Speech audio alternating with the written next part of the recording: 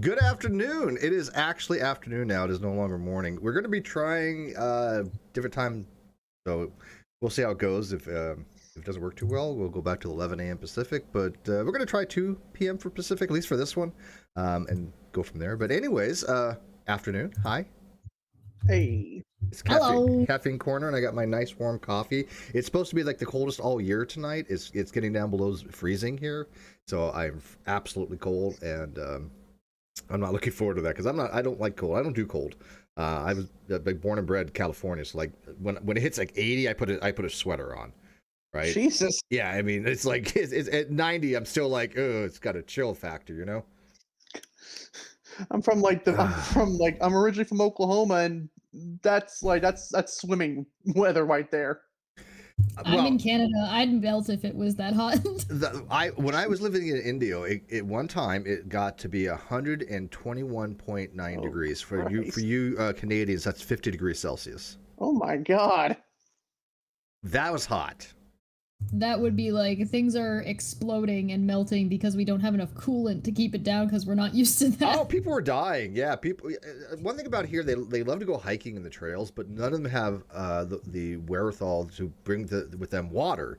They don't understand how hot it gets in the desert when you're out there hiking, and people have to be rescued. People have had heat stroke and heat exhaustion and died, and yeah, it's like people don't know how to operate in hot weather. Trust me. I think that's probably just plain stupidity right there. That too. It's natural selection at work. Yeah. Yeah, really. Yeah, no, if it was that hot, I would probably I'm basically a snowman. So like you're built for the weather. You're built for the cold. She looks like I think you can say she's built like a snowman. Just kind of goes.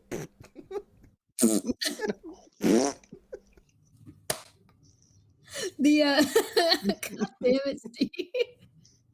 Way to go. Yeah, the temperature outside right now is probably somewhere around 20 Fahrenheit, probably around a -2, -4. So that's actually pretty warm where I am. Because since I moved to a place that it's got more precipitation, so there's more snow, but it's not as cold most of the time.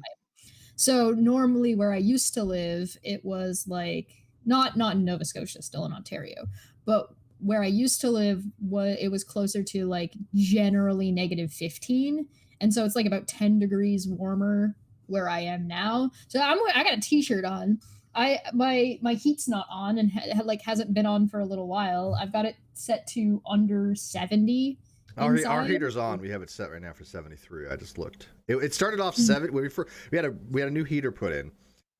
It started off 70 around that 69. Yeah, well that's usually what this house stays at a constant 68 to 69 degrees, like almost always, until it gets really cold and people leave the door open. Then it starts dropping down, but it's usually pretty constant. But I like it about 72. Wow. Anyways, Chesh, look, we have somebody in between us. You might want to let people know who he is if they don't know by now. Which direction do I need? On my screen, I think you got to point that way. I think so. Yeah. Go. I never know because it's always different. Yeah. Let's see. It's so weird backwards. I don't know. I hope he told us wrong and we did it backwards. Yeah, just do this. You can't. This way. Yeah. That direction. Because technically on the StreamYards you're over here, but that's not how I have the layout.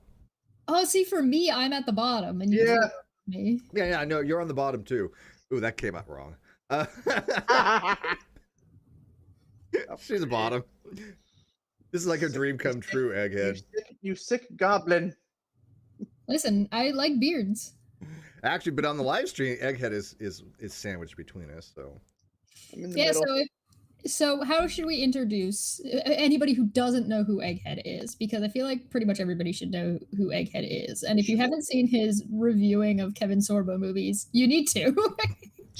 Kevin Sorbo. I've only done one. I've only made one part of that horrible movie, The Reliant, and I still haven't even made part 2 of it yet. See, I like your TikToks, but TikTok's going away. So what are you going to do? Because your TikTok, I'm not just blowing smoke up your ass. I'm telling you, your TikToks are on point, man. They're on point. Yeah. I still have TikTok on my phone. Yeah, but it's. I thought it was getting banned or something. I don't know. That was something that Trump was going to do. If Trump, I I'm don't pretty know. sure if Trump would have won the election, they would have been gone by now. But it's still on here. Okay, there you go. Are we gonna get a Bernie and Mittens cosplay from Egghead? Oh, good lord! I just need that specific mittens and mask. That I have meme sure tons. has I have legs, doesn't tons. it? I have one in my car. That meme has huge legs. Oh, I love feel- every second of it. I feel like those memes have just like my girlfriend said that those memes have taken over the internet. They've gone too far. They're hilarious. The Star Wars ones They are are. amazing. But people, I don't know how people have that much talent to do those things. I'm not a Photoshop kind of person. So Steve is very bad at memes. Yes. yeah, no, correct. I've tried to use GIMP 2.0. I have GIMP, but it's not intuitive. I I understand the concepts of how to use these softwares, but I hate it. It's just a pain. That's why I tried Krita and I'm like, oh hell no, I'm not gonna do this shit. That's because Crit is not a video editing program. So like GIMP and Photoshop are designed for photos and like photo editing. But I taught myself Blender, and Blender's not easy to use, and I taught myself Blender. Yeah, Blender is a little bit closer to Krita in like what it's supposed to do. Blender is very good for building environments. Yeah, exactly. Krita on the like building from scratch. Krita is like a canvas. It's supposed to be like a painting canvas. Like that's the design goal of the program. So you're not really supposed to be editing photos in it. So that you're a little bit more limited in your photo editing in Krita than you are in GIMP. So if anybody's looking to do art or make memes, it kind of depends on what you want to do with it. Yeah. Right? Are you looking to do art and paint? Because like I don't know how many Ugandan knuckles I drew. I loved the Ugandan knuckles meme when that was. I'm really enjoying the Bernie memes.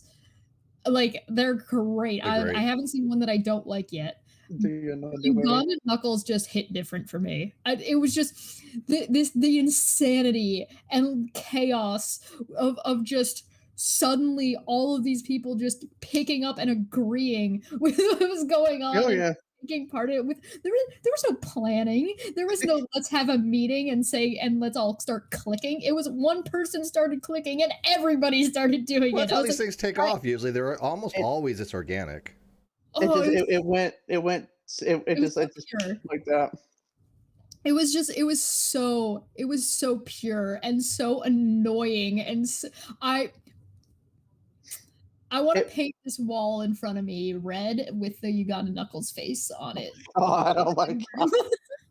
I want a mug and a hood. I have this red mug that I should put a Ugandan Knuckles face on. And you know what? Now that I've realized I have a red mug that I could do that with, that's going to happen. I want the hoodie. I won't be surprised if they have like a Ugandan Knuckles on Amazon. Did you guys watch the inauguration? I did. Did you? Well, actually, I listened to it because I was working. Yeah, I watched the vast majority of it. I had to go back and watch the video when Garth Brooks sang, but I watched it live. I thought it was well done. I mean, huge production. I'm like, the logistics of this must be a nightmare. But it was a party. That was more than just an inauguration for Biden. That was a hells yeah, 4 years over, Trump gone. Let's get down. It was like, I mean, wasn't when Obama was inaugurated, that was kind of party-ish too. Mm-hmm. People were pretty excited for that. Yeah. Yeah, in a way, like in 08, there was like a lot of parties when Obama got elected. Yeah, but you gotta tell me that they were not happy as hell that Trump had already left. Because he was like one of the first presidents in like 100 years that didn't have a nice transition and be there at the inauguration. All the other presidents were there, and they don't want. And the fact that he didn't even have like a freaking like plan to like even like for the vaccine distribution. Nothing. Yeah, there's nothing in place. Nothing was in place. Well, that's why I've been saying for a long time he never ran anything. He had other people that would try to run things, and he didn't know what the hell he literally did nothing. He signed like a couple things off right at the very end to just fuck shit up. What was the night before he left? The night before he left, shit ton of pardons. Yeah. That's the only thing that can't overturn. I'm for Tiger King. I'm for Tiger King. Any policy that he did just to be a dick, they can reverse and all that. But the pardons they can't be reversed. But I mean, like just today, Biden signed like an executive order repealing the ban on Right. transgenders in the military. Yeah.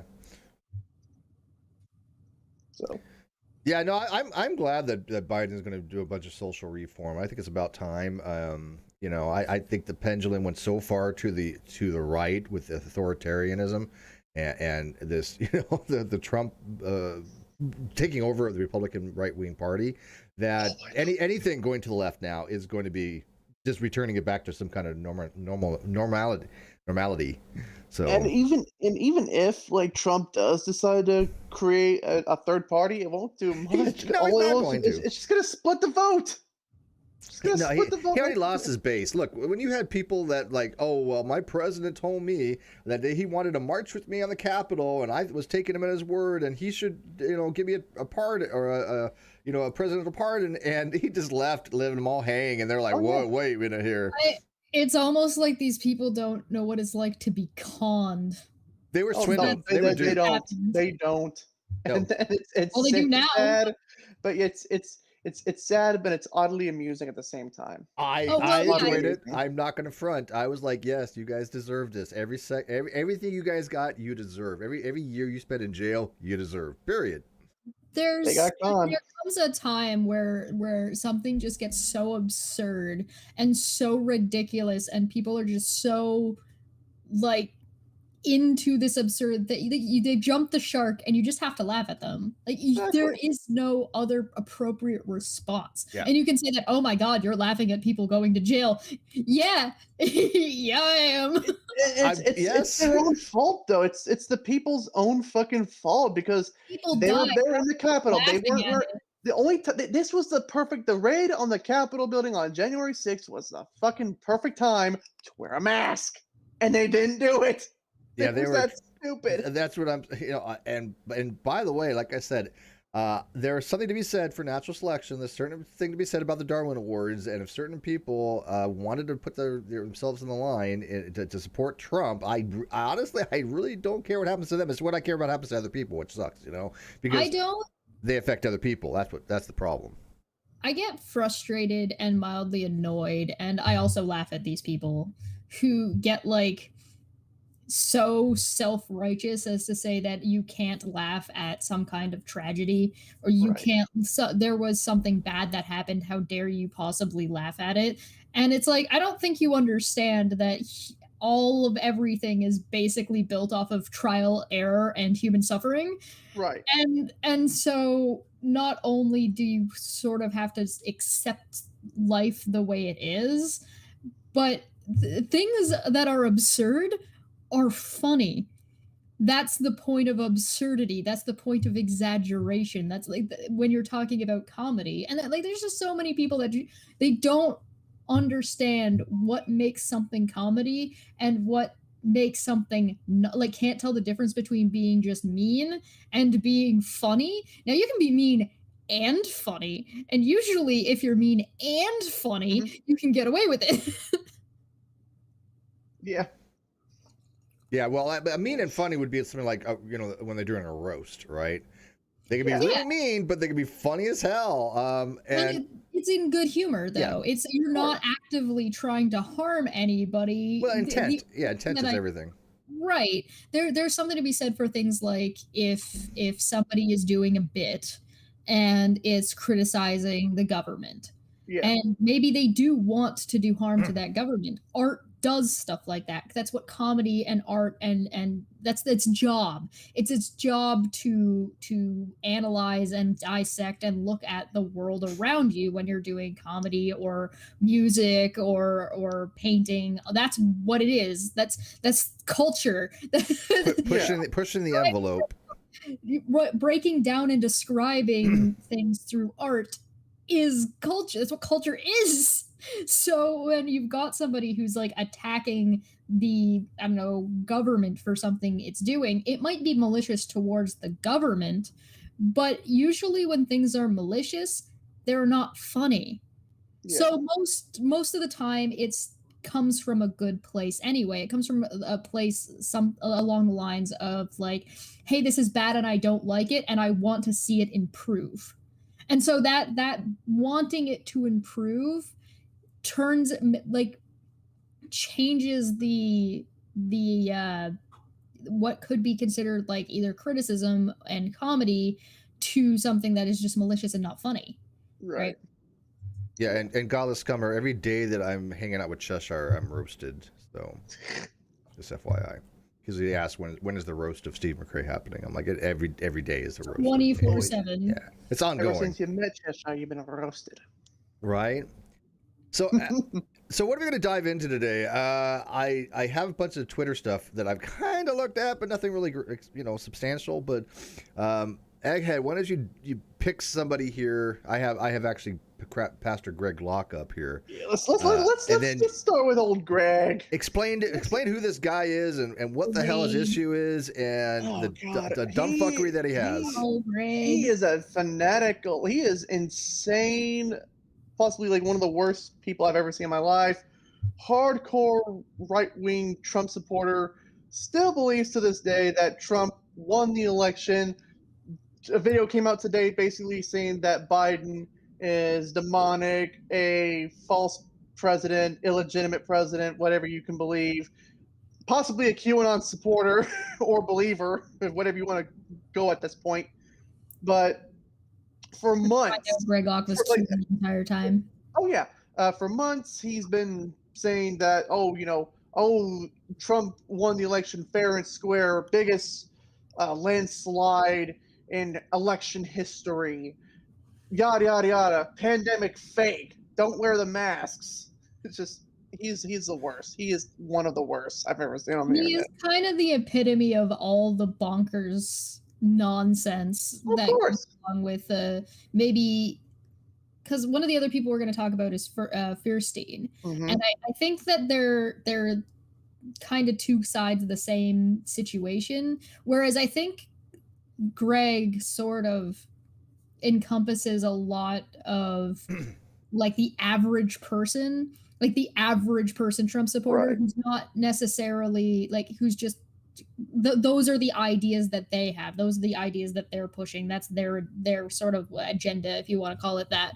So I think he kind of embodies a lot of that, whereas Fierstein, I think, is a whole sort of different part of that, from what I can tell.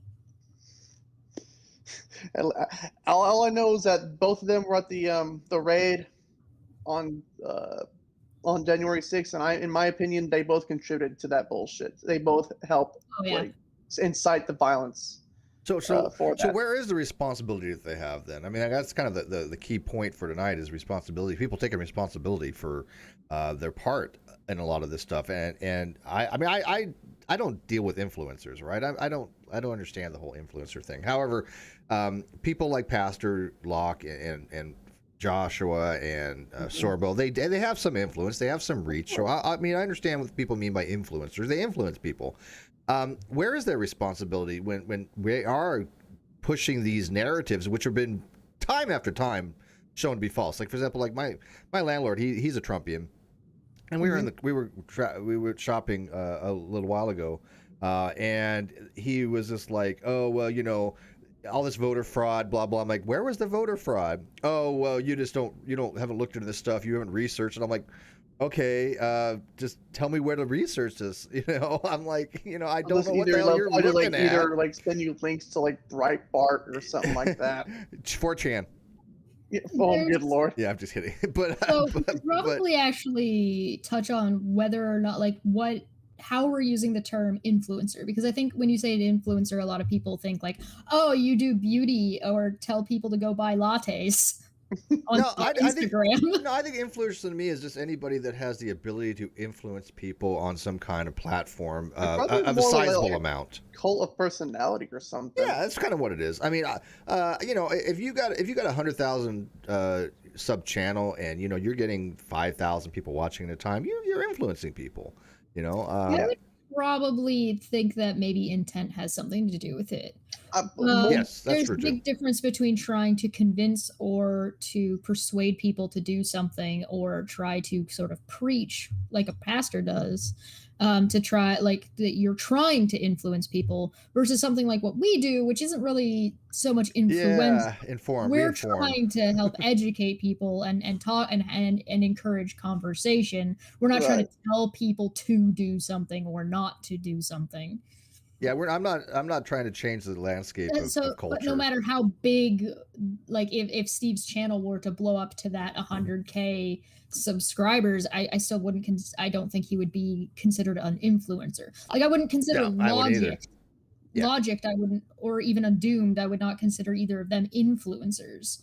Right? Hmm. They're giving commentary or educating on a topic or a situation, or they're shining light on something. They're not telling people what they necessarily should or should not do. They give people options, but they're not like trying to necessarily influence people's day-to-day life, which I think Greg does And make but I it. like the way I put it. It is a cult of personality a lot of these times with these influencers, much more than any kind of substantive argument. Because I'm sorry, but a lot of influencers don't have great argumentation. They don't even have great ideas. They're just popular.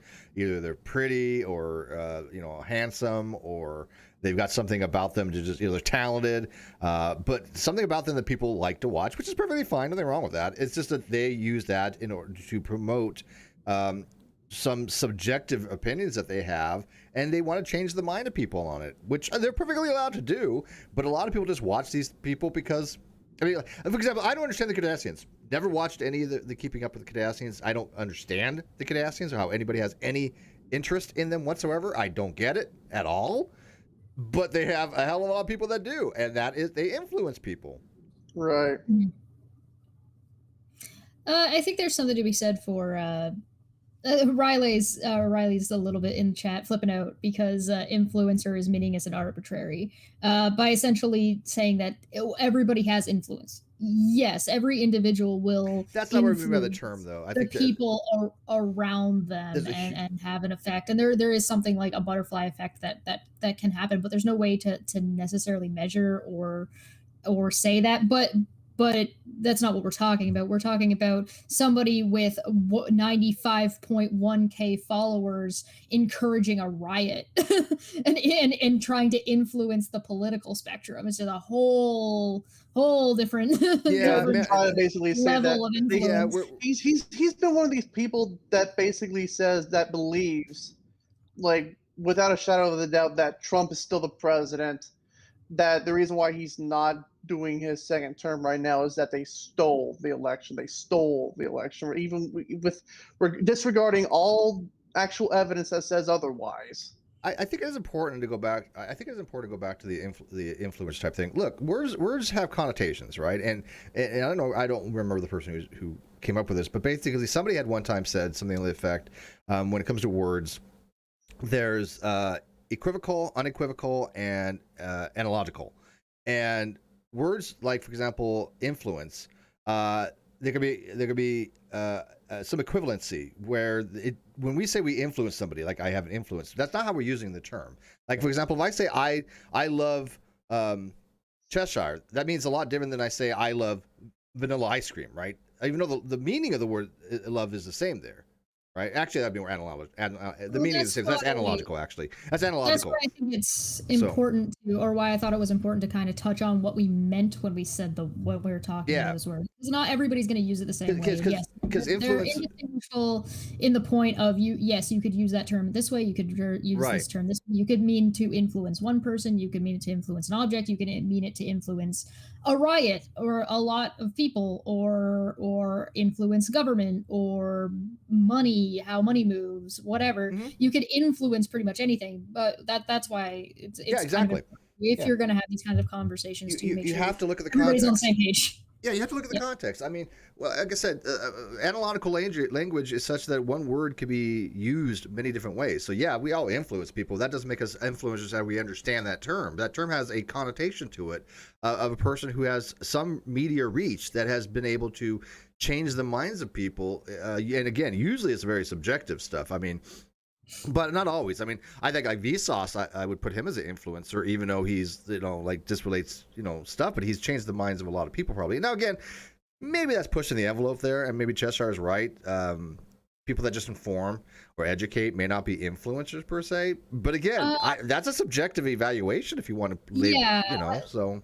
Yeah, I would probably like shift it to say that like Vsauce is not an influencer. He doesn't really have an agenda outside of education. Yeah, Like, that's a fair point. I mean, educating somebody as an agenda, but if you were to say like Vosh, he's an influencer. He's trying to influence people. Yeah. He's trying to change people's mind. He's not just I really don't have a argument either way. If somebody like wanted to consider somebody like Vsauce an influencer, I'm okay with that. If they don't, I'm okay with that too. It's so subjective. I don't have a dog in that fight. I would probably just say that they influence people in different ways. Yeah. And so there it's just a different kind of influence. Educating somebody or even just sitting down and having a conversation with somebody can influence them or will influence them in some way, shape, or form. It's unavoidable. But when everybody's an influencer, then nobody is, and what are we even talking about? Yeah, I mean, do you think it makes sense to kind of differentiate somebody between like a Vsauce and somebody like a Jeffree Star or yes. Those kind of people that those are very, very high name personalities, which by the way I don't follow any of these people. I don't at all. I just don't understand the cult of personality type stuff, but I understand that they have one, right? The difference is one is selling something. A lot, yeah. I mean, they're selling themselves. Between those two, yeah. So if you're a media personality, yes, you're selling yourself. You're presenting yourself as you want people to watch you, and you want to compare to other people in that area. Yep. Right. So to a degree, yes, you're selling that, but there's a difference between selling yourself and trying to be interesting in whatever topic you're presenting versus you're selling a product or you're presenting a lifestyle to sell a product, right? Which is what Jeffree Star does. So I would say that the thing is like everything that Vsauce provides, that like his product is free. Now you can support him and support what he does and help him out by if you're like a fan and you decide to buy a t-shirt, but he's not doing it to sell t-shirts. That's not his agenda, right?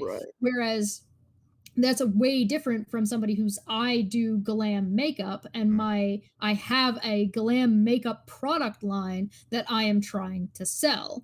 I am trying to sell I have the influence and I use that to make money. I have people who will buy what I tell them to buy when I review it, and I use that to sell myself outside of the window that we're all in. There's a very, very big difference between I agree with Neither that. of them are bad, by the way. They're not bad things. None of this is negative. They're just different. I agree with that. I mean, I like you said, I have no desire ever to be considered an influencer, not at all.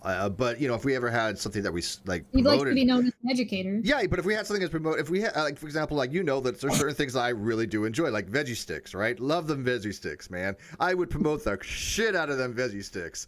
So there, I mean, I have not sponsored. Yeah, for me to promote something, I have to believe in the product. I mean, legit have to believe in the product. The product. Right. I believe veggie sticks exist. Do they exist? Are they atheist? I believe it. Yes. So if you're a bag of veggie sticks, you have a congregation of atheists. Interesting. What even is real, though? I think we had a super chat.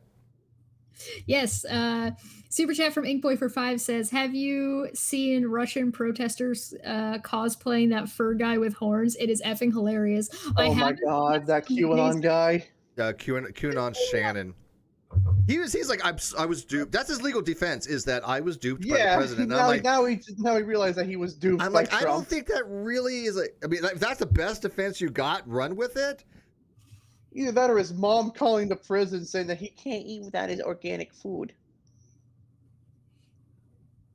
Oh, Mike. Okay, Mike makes a very interesting point here. Now, again, I'm not going to say that I agree with it because I don't think that I do, but it's at least on the table. He says, I don't think the label influencer requires a direct retail component. Steve is an influencer on a smaller scale, but yes, he qualifies. The debates over the definition of atheism is proof, although it's not about the definition of atheism. It's about logic and reason, but I get what he's saying. But, he has a point. I at least do epistemological stuff, and I have written, my own proofs, and I have my own argumentation. I have my own blog. That it might be a form of influencing. in that regard. I have to ponder that, but it's again very small scale. But again, I don't think it really denotes what we mean by when we say the word influencer, right? Yeah, it's like, yeah, if we were gonna have a discussion about like the term influencer, which isn't really Mhm. what we're doing right now, yeah, you could go down that road. We're just trying to define what we're talking about right now, Right. so people are on the same page and know what we're talking about. We could have a conversation about what it means to be an influencer down the line, and we should probably bring an influencer on. Yeah. if we're Well, gonna I do mean, that. I got some people we could probably reach out to. You know, Yeah. do you think Matt Dillon-Tundy's an influencer? No. No. If I If was he going is, he's to a bad one. But whatever. But yeah, okay. If I'm going by the parameters that I kind of laid out, then I would probably say no because he's not specifically looking to sell Yeah. No, I get it. like a Yeah. product. So, and some influencers do sell themselves as the product, but that's the whole point. They're basically the equivalent of a model. Yeah, That yeah. I generally use the term as you do. Those are the ways I would as well. So I'm on board with that. But it is nice that we have changed. Like Chester and I, just by doing Caffeine Corner, we've had people tell us they've utilized things that we've talked about. We've influenced them. That's a fact. Yeah. And I love the fact that more and more atheists have. I'll tell you a quick. Side note here. I had somebody who has not a huge group, but an atheist group. And of course, all the atheists and stuff for that. And he's never heard of me before. It was really he's like he literally reached out to me yesterday because we were on a Facebook stuff, and he's like, "Hey, I like what you wrote." He's like, "I never had seen this stuff before." He didn't know it had anything to do with Arn. He knows Arn really well. He knows Matt. He knows all of them, but he's never heard of me before. And he started reading my stuff, and he's like, "This is really interesting." Because I happen to like philosophy, but I never even thought about any of this stuff. And I'm gonna probably have him on as that one atheist I've been looking for that has, a clean slate that just wants to have an honest dialogue. And I'm not gonna say who he is yet, but Finally. but I'm like this will work out good. Well, I'm like I've been looking for something like this. I'm like I'm not trying to say, but I'm anybody popular in the atheist community because I'm not in the atheist community. But I'm like, you really never heard of me? He's like, I know a lot of people, but I know I haven't. I'm like, oh, that's cool, that's awesome. But the fact that he was willing to read my blogs and go, yeah, that actually that makes sense. That wow, okay. It's better. And if he's a people know who atheist, you so are, and then yeah. they actually look at your stuff objectively. Objectively, yeah, I wasn't influenced by anybody going, Steve's a mean poopy head, so it must be wrong. Speaking of influencers, Godless Scummer for 5 said, I thought the shaman's name was Dances with Karens. Yeah. All right, so let's take a look at Greg Locke now that we've kind of defined what we're talking about. Are we going under his tweets and replies when or we're talking tweets? when we're talking about like an influencer versus somebody who is actively trying to influence someone versus and political change and people, which is what Greg Locke is trying to do. Yep. Are we going under tweet or tweet and replies? So we're on the same page. I'm currently just looking at his profile because he says outspoken pastor that is unashamed of the gospel of Jesus and refuses to bow to the politically correct idols of our culture. Is there anything in there that any of us agree about? Like I might agree with him that politically correctness sometimes is I usually don't mind politically correctness so much as I mind cancel culture. Yeah. I mean, I'm sure there's probably things that I happen to agree with him upon, but I think he's weaponized these things and he's added in this element of fuckery to just basically promote himself. I'm not saying he's a full-on Poe, but I think he's completely dishonest, and I don't think he believes a lot of his stuff. I think he just likes the attention. I think he's hyperbolic. I believe he's a narcissist. Oh, yeah, clearly. It's always about Greg. Even like he always tries to make. I believe he always tries to make it about himself, no matter what. No, he's always the victim. He's always the victim. Do you think that's because he's trying to be relatable? Possibly. And he's just not. No, I think he's pandering to his audience. I mean, look at like Joel Osteen and look at the Prosperity Gospel and look at Paula White. They know their audience. They have a very specific audience that likes their type of firebrand nonsense rhetoric, and most of them don't know any better or care to know any better, and that's what they cater to. They are exceptionally well skilled, like any con man, or at least any people that throughout the centuries have tried to manipulate people emotionally. They're very, very well skilled in that talent.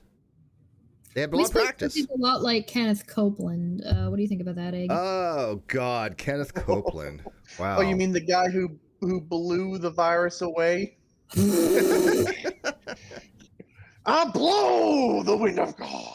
Wrong kind of blow, Copeland. You are destroyed forever. Yeah, okay. Still not as good as Paula White. The angels are coming from Africa. The angels are coming from Africa. Oh God, she just like starts spewing all that bullshit. Hama, like, Naba, Lema, Lima, Ella, Shina. I'm like, oh. God, I'm so tempted just to make that did not age well video, like all and combined all she of was the wrong? random, That would be like, good. like all of the fucking videos that I've seen from like 2000, like from like November 2020 all the way up to now. Let me ask you, What's the God, what was it? It wasn't Copeland, was it? What? While you're thinking that, let me ask you, doesn't it kind of seem like it would kind of minimize their God if they're saying, like Greg Locke and Paula White, they're saying, God is behind Trump and angels are coming to help him out. I mean, this kind of makes him kind of impotent if he wasn't able to like keep Trump in office. I mean, if that was God's will and the people were able to thwart it by basically doing, I don't know. I mean, how do they even thwart angels? It makes me think. It makes me think America strong and all powerful. They need to find a new deity, maybe. I don't know why people think God would pick America. I know, like out of all the countries in the world, it's why pick this one area? It's natural. Well, it's natural. What's called nationalism. Yeah, I understand that, but the thing is that there's these places that are called not America, and some of those places actually have a higher percentage of Christians in them. Or Jews. Yep. Israel is the chosen land. Listen, okay. And on top of that, don't have the military power, because what would God need with a starship? What would God need? Biden's Catholic, right? I mean, so he had a priest at the inauguration. He's religious, so I mean, if his Catholic priest and his beliefs are now president, don't those people need to shift theirs over because that God is like more influential? I've seen people message or tweet at people saying that the Pope isn't a real Christian. Oh yeah, Greg is one of those people. No, I do think the popes actually believe their stuff. I don't think the popes are pose. Nobody wants to go through that nonsense. No true Scotsman. Yeah, it was like, you don't believe it. I'm more right than the Pope is. Yeah. If you don't believe what I believe, you're not a real Christian. Yeah, you're not exactly. The no true Christian fallacy. I do kind of understand the separation, though. I think a lot of Christians, like the born again style Christianity, does have like enough of a separation from Catholicism that they do not think that they're of the same. Well, why do they make levels? Why don't they have like Christianity 1, Christianity 2, or Christianity, and some code they can at least differentiate.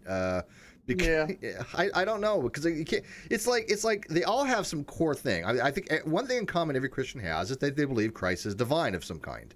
That there's a divinity there. That's a common thing, and that to me is the only thing that matters. I mean, it doesn't matter whether you believe that you should worship God. It doesn't matter whether you. Well, actually, no. You know what? Let me rephrase that, because to be a Christian, I guess, if you merely just accept that Christ exists. And that he was divine and he was a son of God, but you don't worship him, you're not a Christian, obviously, because it means to follow. Yeah, you have to accept, right? So you have to follow, because there's pagans that think that Christ, could be, he gave you a Valentine's Day present, and if you don't accept it and give him a White Day present, you don't really like him back, and you're going to hell. Damn it! Yeah, so I guess you have to like at least worship. In order to be a follower of that particular religion. But the point being is that they all have that one thing in common, right? All of them who worship Christ thinks that he has some kind of divinity. And that's all that matters to me. I don't think you really need to like break it down after that as what is the necessary and sufficient conditions for Christianity. Have That's what they you- do. They start breaking it apart because they want more pieces of the Have pie. you heard of that whole time when the monks separated from Catholicism? I did not. When who? What? Like the Protestants, that whole Like the Lutheran Reformation? yeah, there was like what a couple of reparations that went through. Weren't there? I think the first one was But like the big 1540. one was separating. Yeah, the big one was separating out Catholicism from Christianity. Yeah, And so, from my understanding, it is essentially a situation where they had a disagreement in how to follow the doctrine. Mhm. And so, when you have a disagreement like that, you're going to get an us versus them, because there is literally a they think this and we think this Absolutely. and we disagree. Well, And so, I mean, have you ever seen the movie Footloose? well, also has to do with what's called apostolic succession, right? They're like, okay, who actually has who has the power? Who actually has the ability to control the church and rule the church? And there's always been power struggles with that. David was allowed to dance. Why aren't we allowed to dance? Exactly. All right, so you want to go through this timeline a little bit? I'm let's under go tweets through and it. replies, so if we can like go through Okay, together, yeah. so I've actually got his top tweets pulled up. Oh, beautiful. So Steve can go first. oh no, no, you go through these. But I want to pull up the same thing you have. So do I need to do? I'll just give you a link then, because that'll be faster for Okay. you. Because I do things a little bit differently.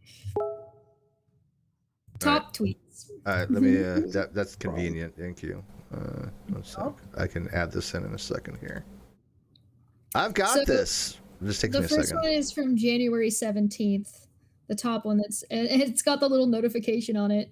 And so Joe Biden had tweeted out, "I know masks have become a partisan issue, but it's a patriotic act. Experts say wear a mask from now until April will save more than 50,000 lives." Pastor Greg Locke responded with, "You're a liar. You're a fake. You will never be my president. Trump won 100%. This is all smoke and mirrors. I refuse your little costume piece. I will never submit to your tyrannical nonsense. You can quote me on that." And then it's got a little thing that says, "Election officials have certified Joe Biden is the winner of the United States." I love that. I love that. I love that. Yeah, I have that pulled up right now.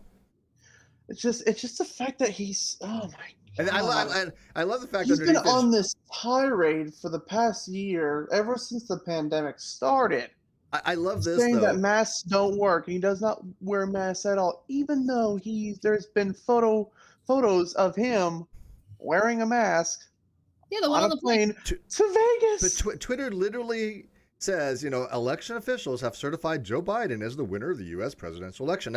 Now, who do they determine gets these types of blue notations, right? I mean, is it just the people that are certified that are going to have that? Because they're influencers? There might be, an like influencer. once you have the check mark. Yeah, once you've been certified. Because I mean, if I wrote this, I'm not going to have that. They're not going to give a shit about Hold putting. on, I'm gonna copy and paste this, and I'm gonna Yeah, we'll tweet see it, what and you happens. see if it comes up. We're gonna see if it comes up as. Oh wait, hold on. It's not in response to Joe Biden. Hold on, that might not work. Well, first of all, are you still privatized? Because if you're private, it doesn't. No, I privatized. Privated. Privatized. I think it might be just for the people who are verified. Yeah, I think. Actually, no, I take that back. I take that back. It's not, because on November 5th, Fierstein tweeted out something, and it said underneath the post, it said, "Learn about U.S. 2020 election security efforts." Well, that might be a bot, though. That might just be an automatic tag. People, for example, like if you do a video on YouTube for a certain game and you put it in the thing, it'll automatically put the game, information on there. Or if you put a wiki link, it puts wiki. So it automatically might do that. I'm going to assume that it's looking for, like, it's a bot that's looking for specific words. And that's what I'm thinking too. So, it might be something like that. I'm wondering. All right, so I just tweeted it. I'm going to check. I tweeted it in response to Biden, so that way it shows up the same way. I just copy and pasted literally what he said. So Chess should do an experiment. Trump won 100% as a tweet, and to see what happens. And then people can use that later on. Look, Cheshire is a Trump supporter. Cheshire is a damn. She talk all day long. That's all she talks about with me. Trump. Oh, there's gonna She be. loves Trump. I'm sure there's going to be some dumbass who doesn't realize what we're doing. I have 420 followers, and I'm happy about it. Hey. I was like getting up to like the 2000s, and then I got nuked. So let's see, the next one's about Nancy Pelosi. I guess he has some crap about her. God. He hates her. So here's my tweet, so people in the chat can go look if they want to. I don't know how long it'll take to show up, so I'll leave it up for a little while. Yeah, Nancy Pelosi, in her own words, tells people how to make up false information, get the media to report it, and smear someone. She's a pro, and you're a fool if you believe her evil lies. Evil lies. She's not lying about this. Yeah. I was never a Pelosi fan, but I mean, I don't think she's evil. I didn't think she's a partisan and she's a politician.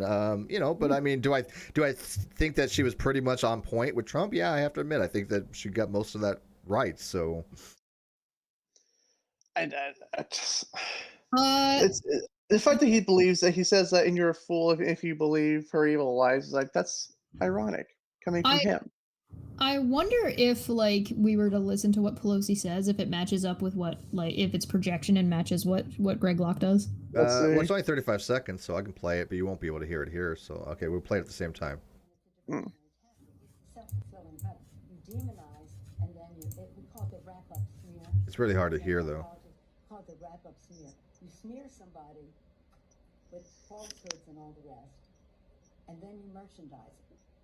And then you I can't hear it on my end. It's really low. That this, and this. And I can't even boost that up. The smear, and then it's called the wrap-up smear. Now I'm going to merchandise the press's report on the smear. I think she's just describing something about smearing. I mean, it's not like she's not giving instructions. No, she's just explaining how lies spread faster than truth. Yes. It's like really obvious stuff. It's a scripture. Did you know that if you can explain how something works, it means that you're obviously doing it? Well, that's what I'm saying. I don't think I think straight up Locke is, again, I hate to use the word pro, but I mean he just does it to get attention. That's it. I mean, I don't. I think he. It's very hard when I heard most of what she's saying. It's just she's describing this. That's all. Yeah. And for him to try to mislead people to say it's, you know, telling the media to do this and how to do it. That to me is just him being dishonest. It's straight up being dishonest. He knows him better. being dishonest is basically his go-to thing, though. Yeah, he does this all the time, and it made him popular. Just hey, look, I'm gonna be straight up. I don't know what the hell it is about the internet, but dishonesty seems to sell. The more you're dishonest, and I'm not saying this is always the case. There are some very honest people out there and very honest YouTubers and influencers. But at the same token, when you have honest influencers, you also have the most dishonest freaking people, and they do very well as well. There's different markets. There's different people out there that want to watch different things. And some people know how to tap in to the people that want to watch dishonest people. Trump did it with 73 million people. Mm-hmm. He played them like a fiddle. Inkboy42 said Chesha's kind of right. Joe is not her president. That's true. Yeah. Fact. Fact. Hashtag fact. It's actually doing things dishonestly on YouTube is pretty much easy mode. Yeah. Basically what it means is that I could easily have blown out of proportion any conversation I've had with anybody who's a little bit larger than me and frame it in a way that makes it, one, sound way more entertaining, two, sound like there's way more drama than there needs to be or has to be or is. I could like go and start fights with people by looking like I'm behaving in a specific way, but have this intention. And then when they respond the way I think they're going to respond, I use that to then blow it up to then be able to make myself 3 or 4 videos or articles or whatever I'm doing. Like this is okay. Unirock. Easy to do. Yeah, that's the Unirock model. Yeah, no, it's like Unirock is like bare bones bottom barrel. There are people who do this that are like far more influential. They are pro at it. Yeah, better at hiding that they're doing it. And for some people, you know, look, I understand people that they punch up. I don't care if people punch up as long as they do it honestly. You don't see me going around attacking creators just merely because we haven't had beef or something. I go after they say. For example, like Matt Dillahunty, it's some of the things that he has said. Aaron Rye, some of the things that they've said. That's it. I don't look for creators to go find drama on. I can't stand it. If you're being smart about hiding it, what you do is you hide it behind virtue signaling. So you hide it behind something that you can easily rile people up about. So you can pick any kind of like topic that is like you make a topic far more controversial sounding than it actually is. Of course. Yeah. So you could pick like, I don't know, I could probably blow up some weird conversation about Matt Dillahunty and his some of the weird things he said about pedophilia and blow it up into some garbage nonsense, which isn't what he said. And so like, just because somebody says something poorly or says something in a way that you could easily shift the context slightly to the right about, and just completely fabricate and make up this complete amount of nonsense, you could ruin somebody's career like that. Yeah, well, that's what clickbaiting is, right? Once you do that, the whole idea is that if you do that, you've now got this clout, right? You've taken this person down. You did a good job. And then you hide it behind playing the victim of like, oh, look how awful this person was to me. Oh my God. Even though you're the dishonest person. Yeah, exactly. They said this horrible thing or presented this horrible thing, but and I was just trying to point out that maybe they shouldn't do that. And then they did all this and this and that, and then they just blow it up. And so they get protected. Right? I don't know anybody that sounds like that who does that. No one. See, I lie like fucking shit, man. Yeah, and there's people that do that. They thrive off of it too. But I hate that kind of YouTube. I miss the days of YouTube back when, and Egghead's been around a long freaking time. But I miss the days where people had actual response video. Remember, you had like 15 minutes. Oh my God! Yes. But I mean, that was people they were giving their opinions and stuff like that, and you could choose to respond or you don't. Like for example, I had like I did a response to Braxton Hunter's video, right? I thought it was good. We spent we looked at his video. We did a thing on it. He took my video and he took Prophet Azad's video and he did a response to them because he liked the content. He liked our responses. We had put some thought into it, right? It wasn't just a punch up. It wasn't just to go after Braxton Hunter. I have nothing against the guy. We actually get along just fine. But I wanted to address some of the things he was saying, and I'm going to do a part 2 on that too. Hopefully, we get a chance. Once upon a time, beef was just that. It was just silly, goofy fights that weren't real. Right. There was no suing going on. There was no nonsense where people just as soon as people started going after somebody's character, they got a little bit less. People got less interested. People pretending to have their house shot up, stuff like that. Right. Yeah. One of the more extreme examples would be Content Cop from iDubbbz. Content Cop doesn't tend to actually attack the person outside of saying you're a bad person because of these things that you've done, and they go and break down the things that they've done. There's no making up of things. You don't need to make up things if somebody's really that awful. There's no need to. Right. And so why would you? So like iDubbbz would go through somebody's content, but he would base the Content Cop off of their content. This is what they've said, and then this is how they've behaved. There's no need to go through to like, I'm gonna sue this person, and I'm gonna do that. And then there were also like more fun, like beefs that were more fun. They were mostly silly. It was like, oh yeah, I'm gonna come at you, and you're gonna come at me, and we're gonna like, but it never escalated to. But here's the thing: we would have a hard time. We would have a hard time going that route for our kind of channels and shows, only because we steel man people, right? So I mean, if I'm going to do a video on somebody and talk about some of the things they've said, I'm still going to look at their arguments in the best possible light most of the time.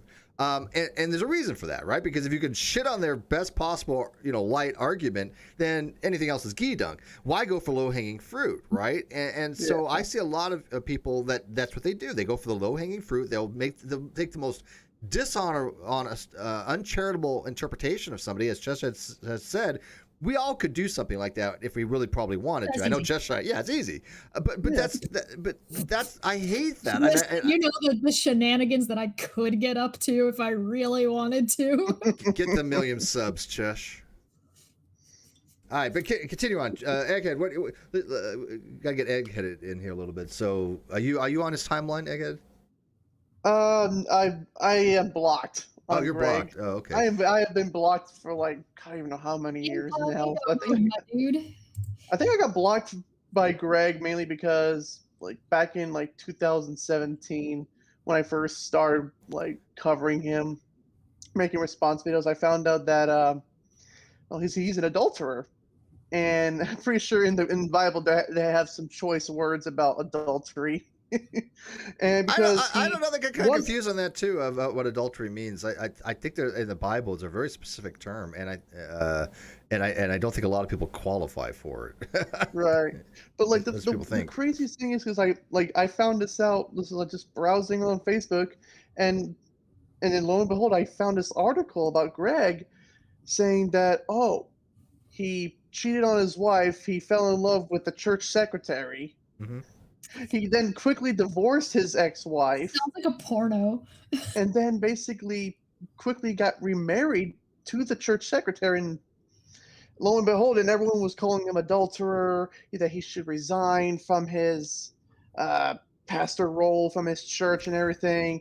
I do believe that one point he did make a video, I guess, repenting in a way, but Well, then that's the greatest thing about. it went away. Yeah, It quickly just like disappeared from the all you internet. got to do is say you're sorry. I mean, look at Jerry Falwell, and look at Ted Haggard, and look at all these other people. All they go is, "Oh, I'm so sorry.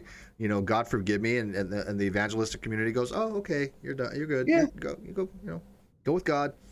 Yeah, but then once he like repented everything, he basically just flipped the switch, flipped the script on everything, and basically just started playing the victim. Yeah. Oh, it's the ex-wife's fault. No, she got remarried and then she quickly got divorced again. It's like, but that still doesn't change the fact that you did the original deed, though. I did this bad thing, and I had a come to God moment, and I saw Jesus, and I cried, and then He accepted me back, and so therefore you have to. Yeah, that's exactly. That's bad kind of Christian.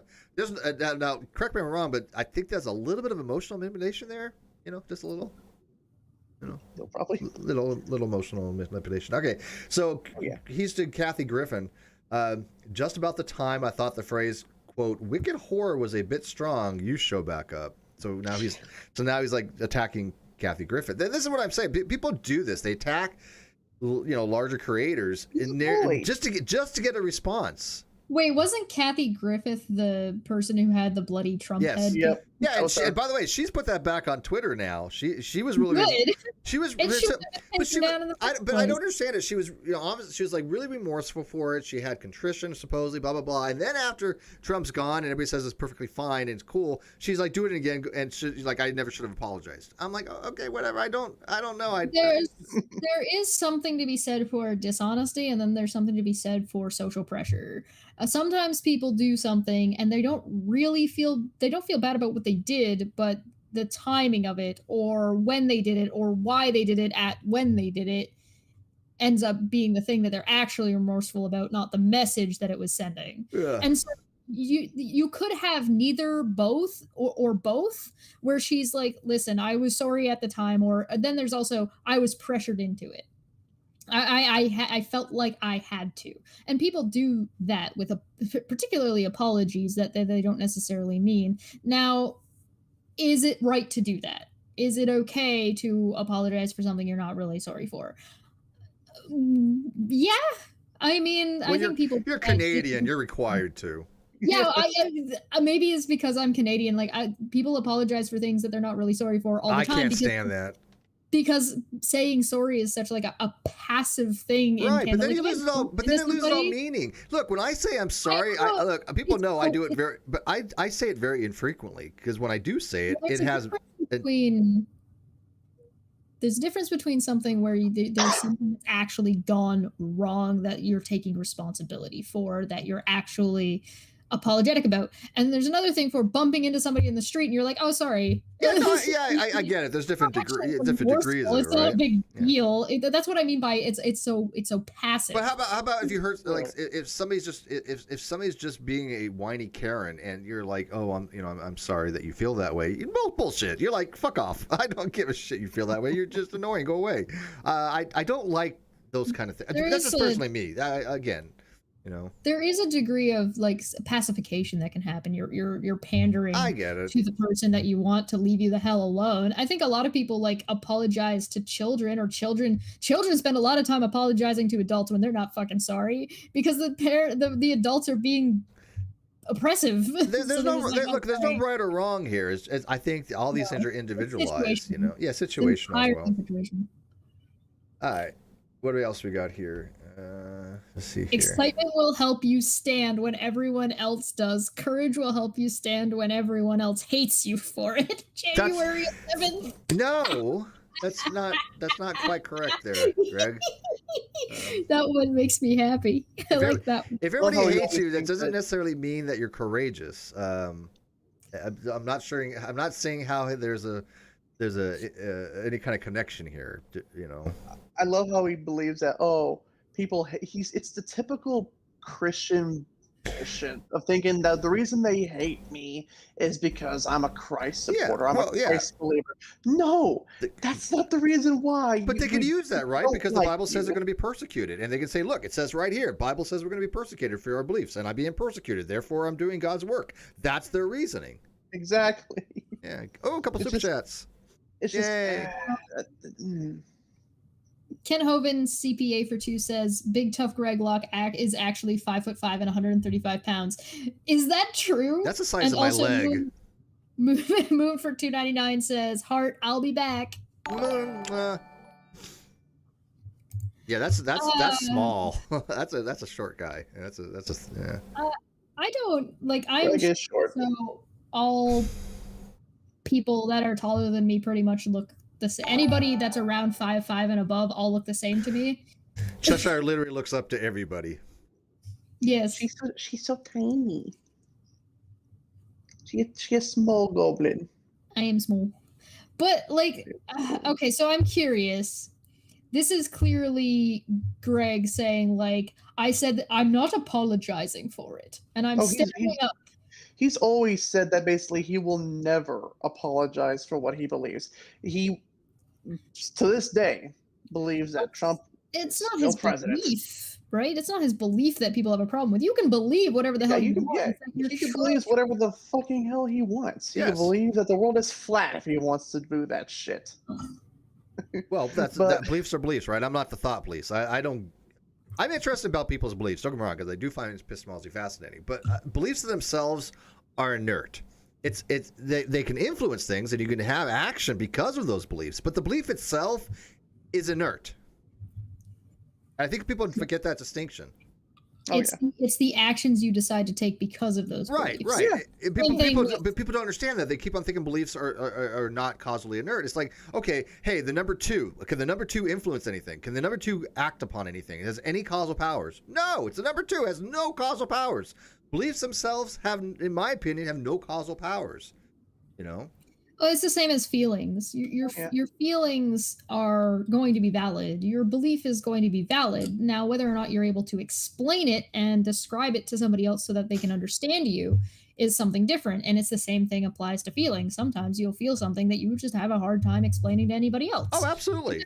Okay. That's welcome to being human. Sure. But how you behave based on those beliefs and based on those feelings may not be reasonable, may not be a valid way of handling that thing. And hey, every guy that's gone through puberty is like, I don't know what this feeling is. I'm feeling something for you. I don't know what it is, but I like it. Yeah, no, you're right. There's a lot of times we cannot describe. I'm one of those people. I have a hard time describing certain states that I'm in.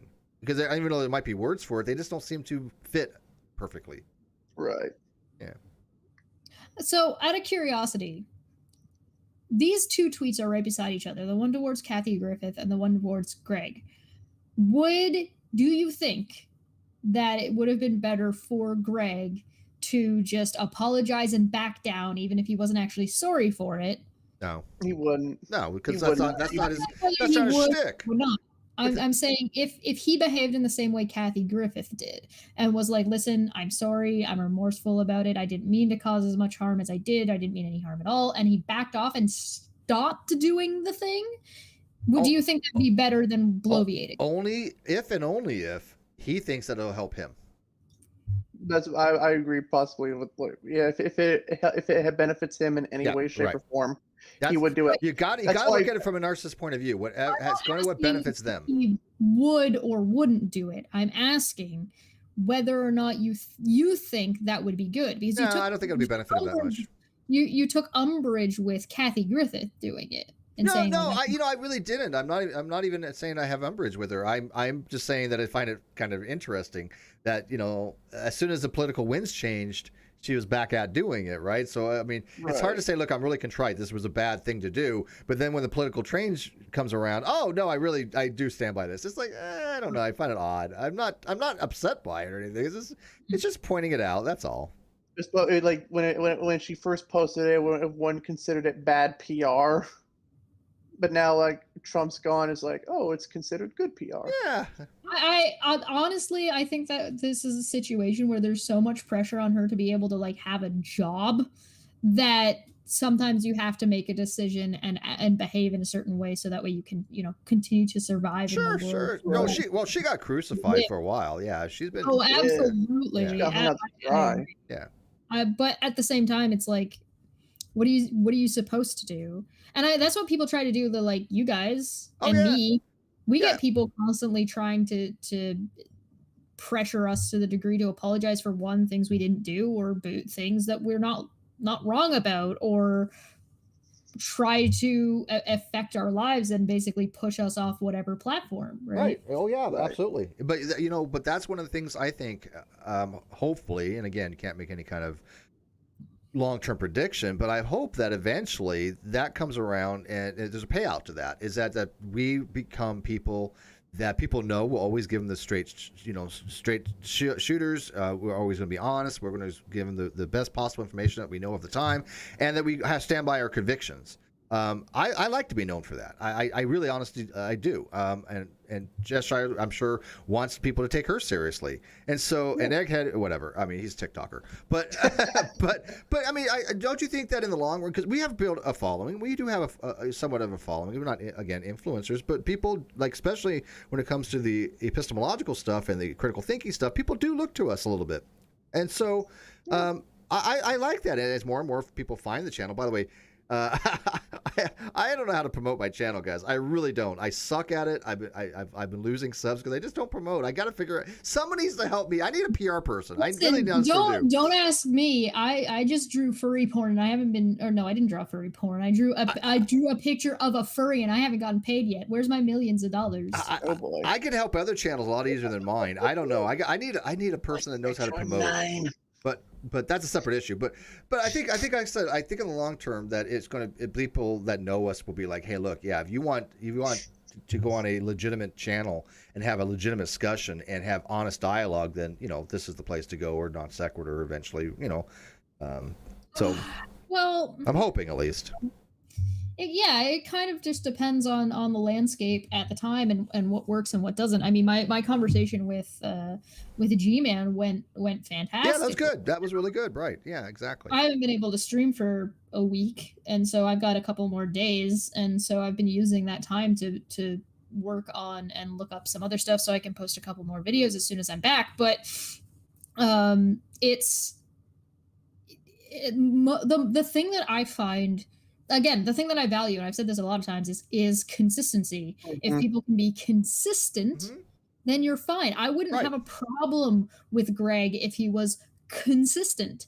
He's not consistent. He's full of shit. And so, I'm not interested. But the same thing applies to the YouTube algorithm. The YouTube algorithm, and a lot of people actually value consistency. If you can produce a show of a relatively equal quality and relatively equal, like what you're talking about, and you're consistent and people know what they're going to get when they come to you, then you will build. Now it's a different, what happens about how quickly you grow or whatever is just gonna be whatever it is, depending on what you're doing and whether or not you happen to catch a tide or whatever it is that you. I gotta tell you, a lot of it's luck. a lot of it being is luck. It really Emily is. Baker, man. Yeah, yeah. I mean, she does a really good job. I mean, she's actually educated in the topics that she's discussing. She does a good job. And she's personable. She's entertaining. And so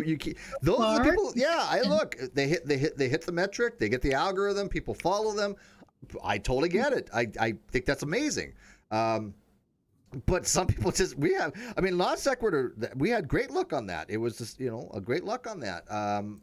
But as far as our personal channels, YouTube's not friendly to us at all. I don't get people have notifications half the time. I'm not trying to grow my channel in that way. I don't want a big influx of people. I don't want like huge blow up stuff. I like having people who show up because they want to deal or talk to or listen to me. I'm not trying to I'm playing this game and I'm trying to be a gamer YouTuber. Oh, I'm trying to talk about philosophy and be a philosophy. No. I find shit that I think either I want to talk about or I feel like needs to be talked about, and I talk about it and I do art. Yeah. So I want to be consistent internally, so that way if people know I'm talking about something, there's an expectation, there's a standard that I should be held to. But there isn't. I don't have that kind of consistent. You're getting a video about flat Earth. You're getting a video about gravity. You're getting a video about this science. You're getting a video about woo. I appreciate those channels. That's just not what I want to be. I would rather people show up just because they want to hang out with me. That's what my personal channel is for. It's a personal channel. Yeah, no, and I totally get that. I want this channel to grow only because I think the information on it is good, and I think the information is out there is helpful, and I think the more people that listen and respond and I hate to say it, but influenced by it, that's awesome. I mean, I would, if 1,000 people watch something, which is typically what I get, or if 10,000 people watch it, that's more people that have been exposed to information that they can go expose to other people, right? And if it's good information, if it's correct information, and it's something they learn, then in that way, I want this channel to grow, right? So, anyways, man, this is going by fast. We're still on Pastor Locke, so we got to maybe want to move on. One more for Pastor Locke that I want to look at. Right. So if you scroll down a little bit, it will say, "Evil always celebrates too early." Irony. I think there's a little bit of lack of self-reflection there. Ironic. What did Trump do on election night? Oh yeah, no, he celebrated. But Pastor he's been saying Trump won from how many months ago? Since basically November. Yeah, but yeah, Trump did. From what I understand, Trump didn't even have a losing concession speech. He was he never did. Yeah, he was like, always telling people, yes, we're winning, blah blah blah, blah blah blah, and then all of a sudden, in a couple days, things started turning against him. Sorry, I had to point that one out. Yeah, well, I mean, because him and Trump both failed in that department miserably. Oh yeah, amazing. Right. The lack of self-awareness is beyond. Well, but here's the thing. This is what I'm saying. Maybe there is self-awareness. He doesn't care. That's what I'm saying. He throws things out there just to get attention. He's going to be doing it on purpose. Maybe, yeah. So you never know. All right. So you want to go to Soreballs yet, or you want to go to First? No. Let's go to Fierstein first, because they're kind of a little bit more in the same vein. I've been going ham on him for God knows how for like weeks on weeks. It's been great. Actually, okay. There you go. This guy changed his Twitter profile picture to match Trump's when Trump was in office. Yeah, because basically, like he did this the moment Trump got banned off Twitter. No. So wait. How does he have like 1 million followers on YouTube but only 1,000 on Twitter? Different activity. Or that he has a lot of dead subs. His original page was on Facebook. I don't know. Anyway. The thing with this guy, this is one of the biggest difference between Greg Locke and Fierstein. Greg Locke is he wants himself to be put forward. He wants he's riding coattails of Trump and to garner as much of a following as he can get. Josh is a fanboy. Mm. He's a simp. Very much so. So you think he is a Very true? much You a- do think that Josh is a true ride or die Trumpian? Oh God, yes. I think you're probably right. Oh God, I yes. think Greg is a con man and Josh is a fanboy. Oh no, Yeah. I believe Josh is a con man as well. Oh yeah, he could be definitely both. They're not mutually exclusive. There is a fact that he's actually has conned people in the past, and pretty much it was the biggest one that got pretty much notoriety of him was the Red One scandal. I thought it was the cake scandal that he was. Well, he started. that too, like, Yeah. he has many scandals, Yeah. dude. He has Starbucks. Many. Yeah, but The Starbucks, Yeah. the Starbucks, the stupid Red One Starbucks cup. That was the one that basically got him like that exploded. Oh my God, I totally forgot that was this guy. Yeah, Yeah, that that's was this him. guy. I did not put two and two together He there. threw a fit because Starbucks holiday cup was just This plain dude red. has like some kind of issue, I think, with his just from reading his profile, he seems to have some kind of self-confidence problem. Because I don't know anybody who doesn't have a self-confidence problem that puts their goddamn number of views to their videos in their bio. Yeah. He's basically posting like 3 million followers that was like on his original Facebook page before it got booted off of Facebook. I mean, he's a father of 4 6, so billion you know. video views, 3 million followers. I That really father. I see 1,100. But Cheshire, he has father of 6 kids, and so you know he's showing his manly virilness. Here's a fun thing about his kids. Some of them aren't even his, because he's basically a stepfather, and how he became the actual father to those kids. He groomed his wife while her original husband was on his deathbed. That's such an oof. Like that's such a thing to try and even talk about, because like if you know your significant other is dying, what do you even do? And so I can definitely grant some kind Take of out life insurance. Yeah, you can grant some kind Dark of humor security to not knowing how someone is going to respond to that. Are they going to seek comfort from another human being and end up in? Yeah, in I don't judge him for any of that stuff. To be honest with you, I think that's personal, however, and I don't grooming really your get into wife. it. If you're grooming your wife down the line, different problem. If you're some people are going to say you're planning ahead. I don't know. If you're an adult, listen, there's one thing to be pragmatic. There's another thing of if you're an adult and you are having a hard time with your life, and you're to the extent that your significant other is dying and going to die, and you're getting solace and comfort from a teenager. Oh well, okay. Were they were underage?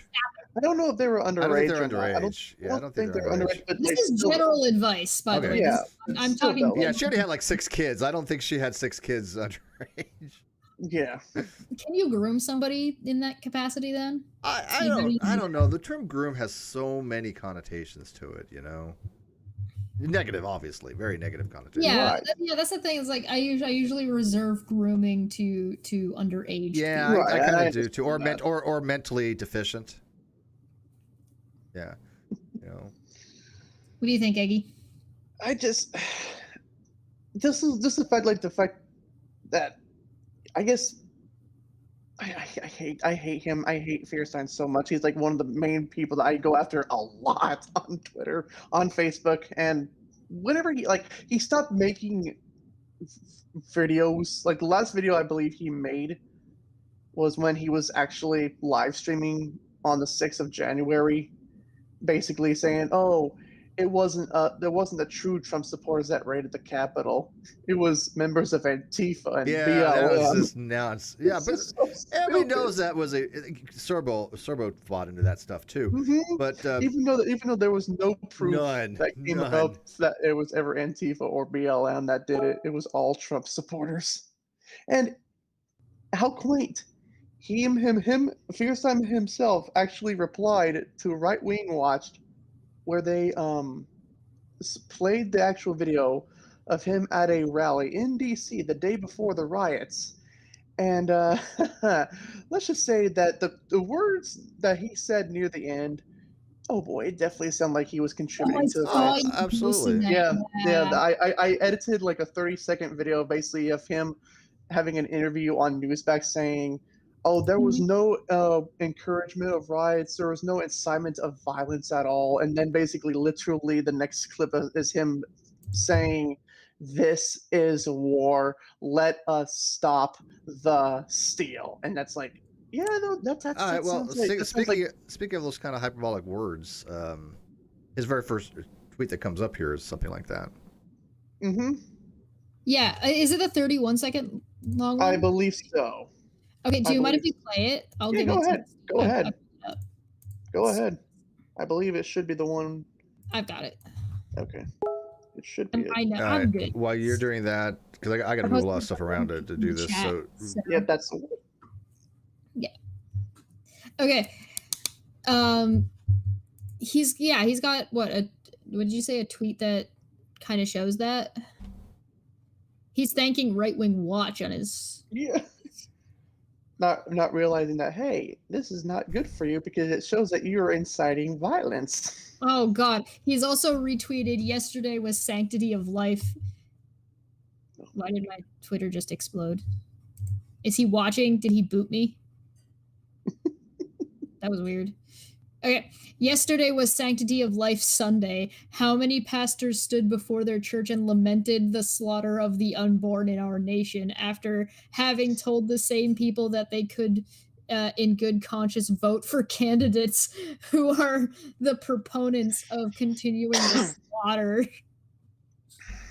Oh my god. all right, I have the video queued up if we want to play, but you guys won't be able to hear it in here. That's fine. Okay, give me one second. Well, I've seen it, and Egg made it, so I think we know. All right, Eggs, we have your permission. Not that we need it. It's Go fair ahead, use. go ahead. But all right, let's see here. Okay. That refused to stand with the president and stand with the American people. There were no calls to violence. Obviously, the crowd was upset, but there were no calls to violence. Today I stand with the Black Robe Regiment, and I am one preacher declaring to patriots, it is time for war. Let us stop the steal. See, it doesn't even look like. See, when I see something like that, and I didn't show, I didn't have a full screen, but people got the gist of it. But okay, so here's the thing on that. He sounds like he's Alex Jonesing. Yeah, that's a performance. That's right a performance. there. That's acting. Yeah, that's stupid fake preacher noise. And Yeah, I don't know. exactly. On my screen, our faces are not there. Yeah. Well, I'll fix that in a second. Oh, okay. That's mine. I had to tab. I have to tab out to do. Oh, okay. My bad. Yeah. Oh, I'm not running high end stuff here. This is low production value, man. I gotcha. Yeah. There you go. Yeah. This should be back. I'm literally. I got 3 monitors, but one is not. I can't figure out how to get working right, so I got 2 now. And then I have to like move stuff around. I have to do this. It's production, but it's low end. I still use slobs. All right, so go back to the tweet here with Burstein. Yeah, so I gave you the Yeah, I have the new link. What's the link you gave me? So I'm going by the. So the first one I have is, at what point do patriots do something real about this? George Washington and our founders wouldn't let this happen without a fight. Why won't we? Hashtag MAGA, hashtag. No calls to violence, none whatsoever. Let me shake around because that's the way he's talking. Because this is important, and you guys need to get moving, and we gotta stand together. Yeah. It's an act. Of course it is. Oh, yeah. Absolutely, I'm convinced it's an act. Performance. Yep. It's a performance. But you know what? Everything It that he worked does for is a scam.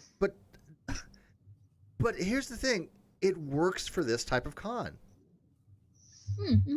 Fierstein is a comment, like, just from the thing, like, because I remember one time, I think there was a moment where he posted a thing about a cancer patient, having like saying like, oh, our donations, if you like, because I remember like a couple of years ago, his wife was doing like a Christian cover album, and it was like one of the worst cover albums, however. But he said that, oh, our friend who has cancer basically is going through a hard time. If you buy my wife's album, we will give proceeds to the cancer patients. And it never happened. It never happened. Ridiculous, man. Again, I have very low respect for many Christians like that. The whole prosperity gospel. But there are Christians I know believe what they believe, like wholeheartedly believe what they believe, and I'm happy to have conversations with them. I have no ill will or disrespect for them whatsoever. But these are not honest Christians. These are not people that actually believe what they believe and hold to it. They have an alternative motive. All right, they have an agenda. They have greed. This is all about either power and money. For Fierstein, it's literally all about money. Yeah, power, money, whatever. Especially when he announced his new church, the America's Church. It was supposed to like be like the whole new thing, and how like how churches should need to reopen due to the whole pandemic, and how they're being afraid because of their like they might lose their 501c3s, but not us, not us. He basically released the announcement video on his wife's page, and yet nowadays it's been basically like I don't even know how many months it's been since they announced. I think it was like they announced it back in September of last year, and nothing's come of it. I believe he just abandons. I could never look at myself. I believe he abandons things once he realizes that it probably won't make him enough money to like even like. That's what I'm saying. I couldn't look myself in the mirror if that was the route that I had to go to survive. But again, with him, it's not. I mean, I'm sure he does pretty well. But as you said, if it's not going to be lucrative for him, it's not about convictions. Yeah. And I detest people that don't stand by their convictions. Now, I'm not saying you have to die on your convictions. I mean, I watch a lot of auditor videos. I love the auditor videos. And so there are times where the auditor has to back down, even though they have strong convictions.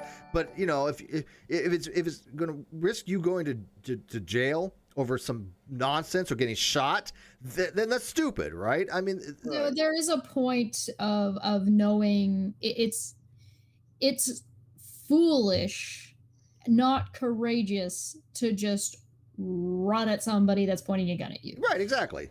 If you know it's not going to be positive or have a good outcome for you, and there's a decent chance that it's going to harm your convictions down the line, there's no point in doing it. Yes. Any interaction you have can essentially go three ways if you wanted to break it down. Right. Negative, neutral, or positive. If you're ever interacting with anybody ever, you should take that into consideration. Here's the thing with Josh, though. He doesn't take like that. Like he doesn't care about like the negative thing. He just basically blocks anyone who has like any like different forms of feedback. Like if it's negative, if they're just like have like a different forms of opinion or views or like or religious aspects, he blocks them and calls them haters. So here's the thing: cultivating and culling. Right? Somebody like Josh can do it just as much as we do. We cultivate and cull, right? We cultivate the people that are trolls and shitty people, and we cull them, and we cultivate the people that are good people, right? He can do the same thing, only the opposite. He cultivates the shitty people, and he culls the people that disagree with him. There's difference, though. There's a difference in what he's doing. What he's doing is basing his decision based on whether or not the person agrees with him, and based on whether or not they're gonna suck his dick. Whereas what we do is whether it is about behavior. Yes, I agree with that. Very, very, very different. You can disagree with us all day and all night, and as long as you're not an unreasonable asshole and you're not making up lies about us, then there's zero reason. But it's still, the principles are still the same.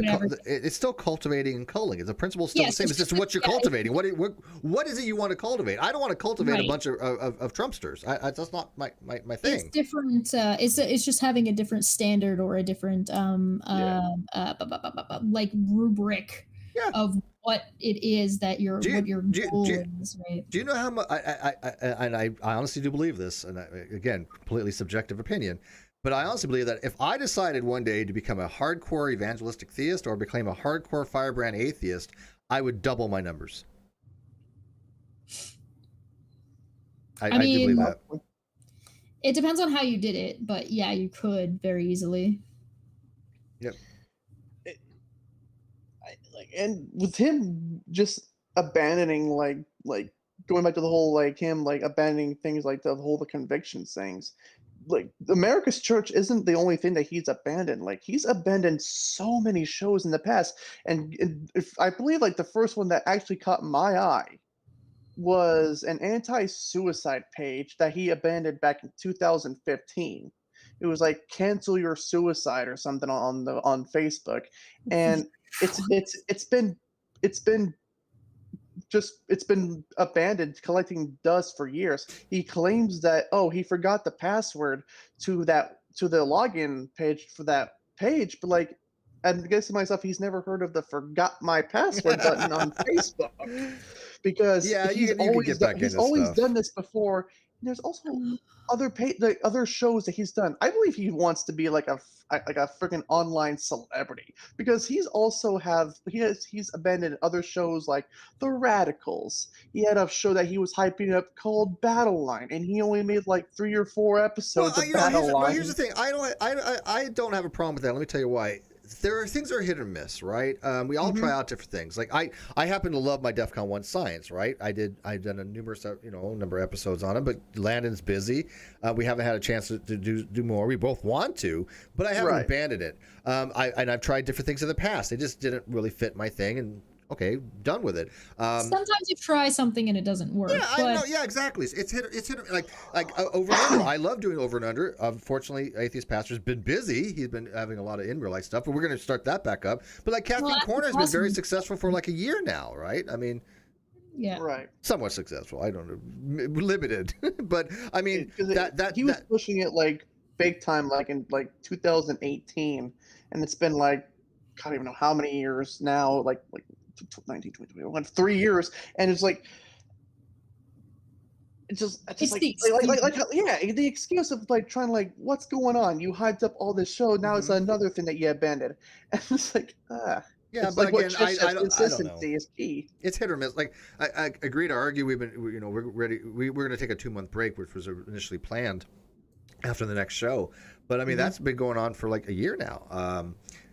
It didn't have it didn't go the direction we thought because of obviously the pandemic, but because we're supposed to be in studio. But it's still been really good. The conversation has been amazing, and that's all that matters to me. I mean, it's about the conversation, and I don't think he gives a shit about with him. He doesn't care about the conversation. He doesn't care about these topics. Doesn't care at all.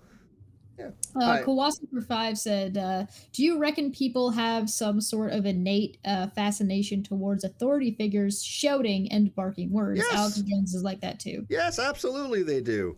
Matter of fact, the whole thing for the cadence for like these Southern Baptist preachers, that's been honed over many, many years because people seem to have been mesmerized by that kind of communicative style. I don't get it. It doesn't work on me, but for some other people it sure does. A demonstration of power and control that people do not feel or feel like they have in their day-to-day lives. And so when somebody who behaves in a manner where they seem like they have control, or they behave in a way that sounds like they know what's going on and exactly what's going to happen, and speaking with conviction is attractive. For a lot of people, it's attractive. Like people use it for dating, people use it for conning, people use it for those pickup artist garbage. Right.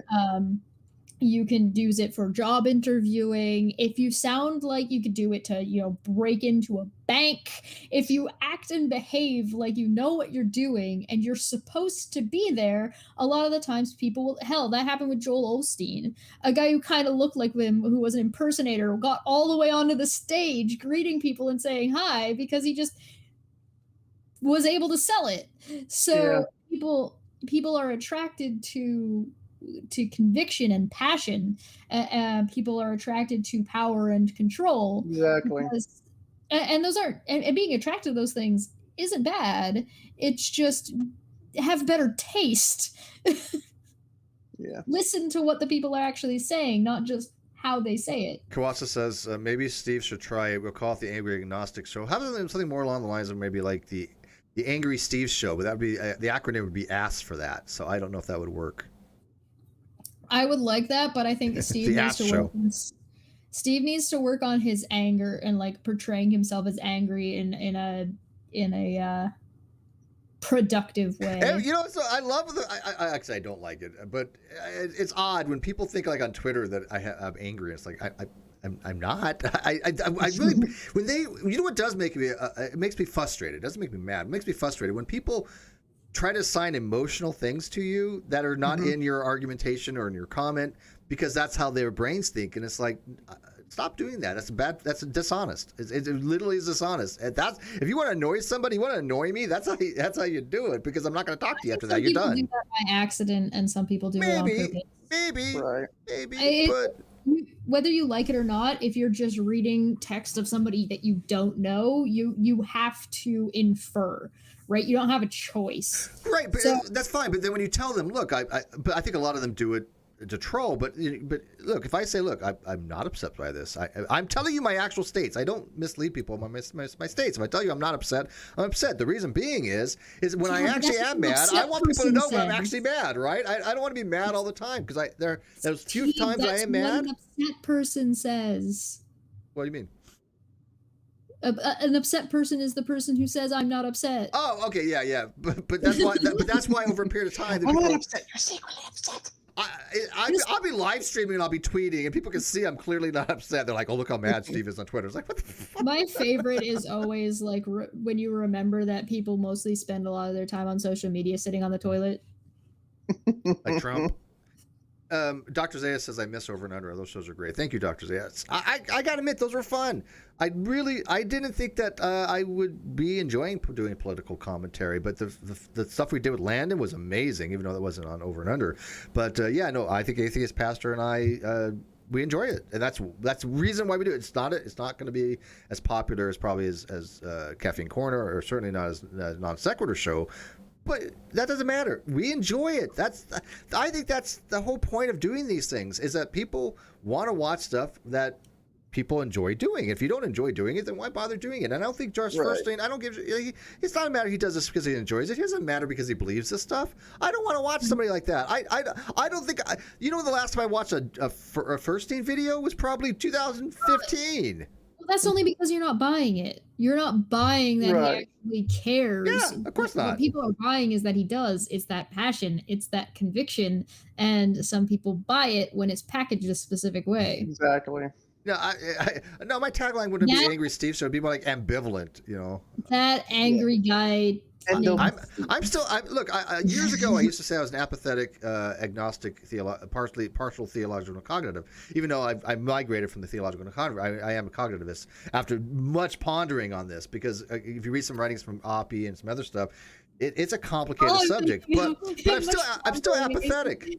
I honestly, I am apathetic. I don't care about the argument for, like, example, if God exists or not, as I'm trying to convince anybody. So I am apathetic. I'm only interested as a topic of the topic itself, right? I'm interested in the discussion, not the persuasion. Does it make sense?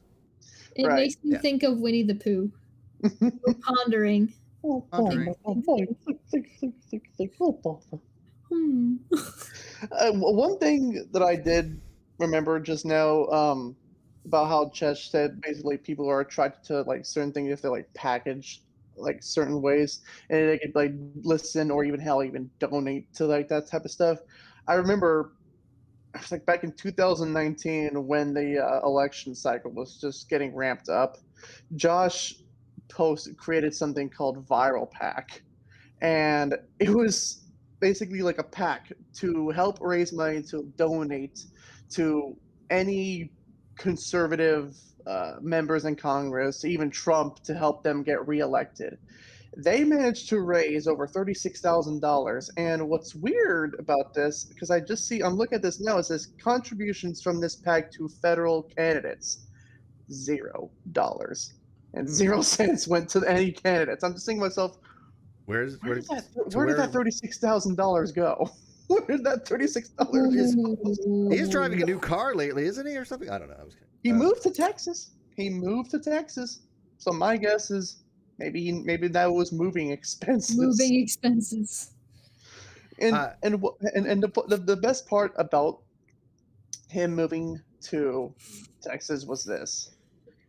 He said that he was moving to Texas because he took up a job as a quote unquote president. Not even an actual president, but an interim president, and at a place called Valuetainment here in Dallas. He didn't last I think he lasted about maybe 4 months as president before he got canned. Surprise, they're not, that these people are not qualified for any of these positions. We got to move on to Sorbo. We got to move on to Sorbo with this one last thing. So Joshua said on November 6th, biggest change, he won't be president, obviously referring to Biden, because somebody had mentioned something about, looks like Biden is in exciting times. What do people think main changes we'll see over the next 6 to 12 months as a matter of interest? The end of income inequality, the end of poverty, major system changes. What do you predict will be the measurable change over the next year? And he responds, biggest change, he won't be president. And again, these are things that didn't age very well. No, they did not. Super chat. I remember when he said that it has to go to the Supreme Court before they divide everything. He's like, no, bad legal takes. Yeah. Michael Bard? Sure, let's go with that. Bard? For 5 said, at Cheshire Street is amazing. Thank you. Says you can't sit with us. she's the leader of the cool kid table.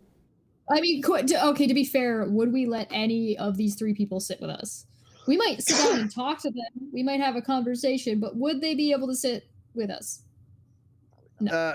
Probably not. But I mean, like, if I had to choose between Locke, Sorbo, and Furstein of who I'd actually have to have an actual dialogue with, it would be hard pressed.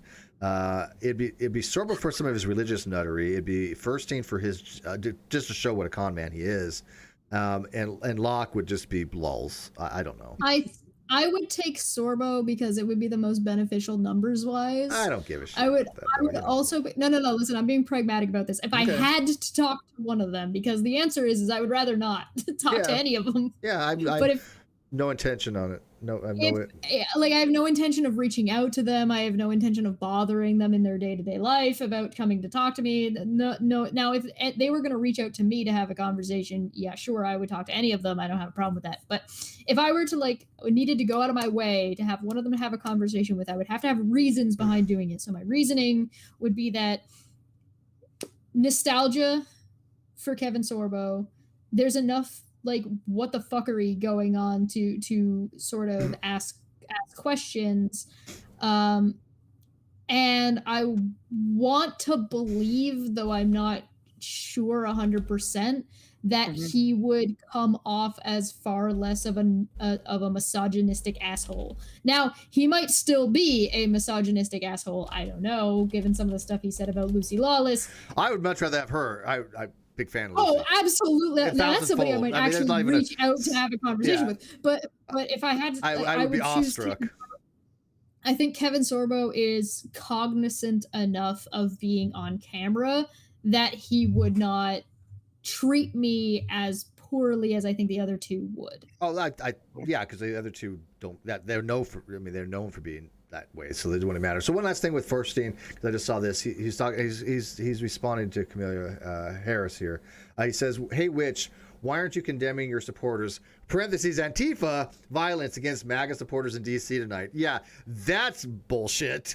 That's just straight up not what happened. You call her a witch? Hey, Witch. Yeah, he called her a witch. Yeah, I remember when he made that. So here's one of the things that you have to understand about the context of something like that. A lot of that is not so big of a deal to most people, but he's talking to a highly Christian religious fan base who take the term witch very seriously. So that changes things. That's putting a target on her head. Oh, yeah. Well, somebody says if you get Lucy Lawless, I'll donate 50 immediately. If I got Lucy Lawless, I'd be like, Well, here's the thing. Look, I want to try new things out too, and of course I have my spur of the moment shows, and I used to do like the Unleashed. I mean, I like trying things out. And The maybe leash comes around when it's necessary. Yeah, but exactly. It's not I don't do like them a regular show. It's right. just it's a thematic thing. I do them because it's something that I want to talk about. Same thing that you want to do on your channel. You want to talk about something. As far as like an actual program, like we do the Caffeine Corner, something that's our regular type stuff. I do have some ideas.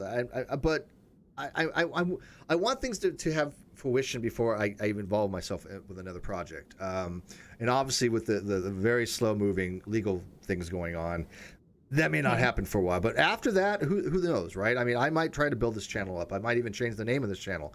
I might even have a whole new thing that I'm trying to do. I don't know. I mean, the world's out there, right? And it's changing, and we have to adapt. And I'm one of those people that have to do that as well. And so I like talking about these topics.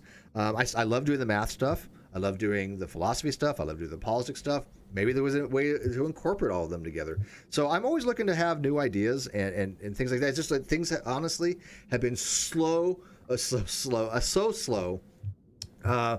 It's ridiculous. I'm literally going, what the hell is going on? Start something new when you're stuck in the middle of something that will Yes, end. Yeah. It's like I really don't feel comfortable trying to do new things at the moment. Maybe when things get more resolved, but God, things take time, and it sucks, man. It just sucks.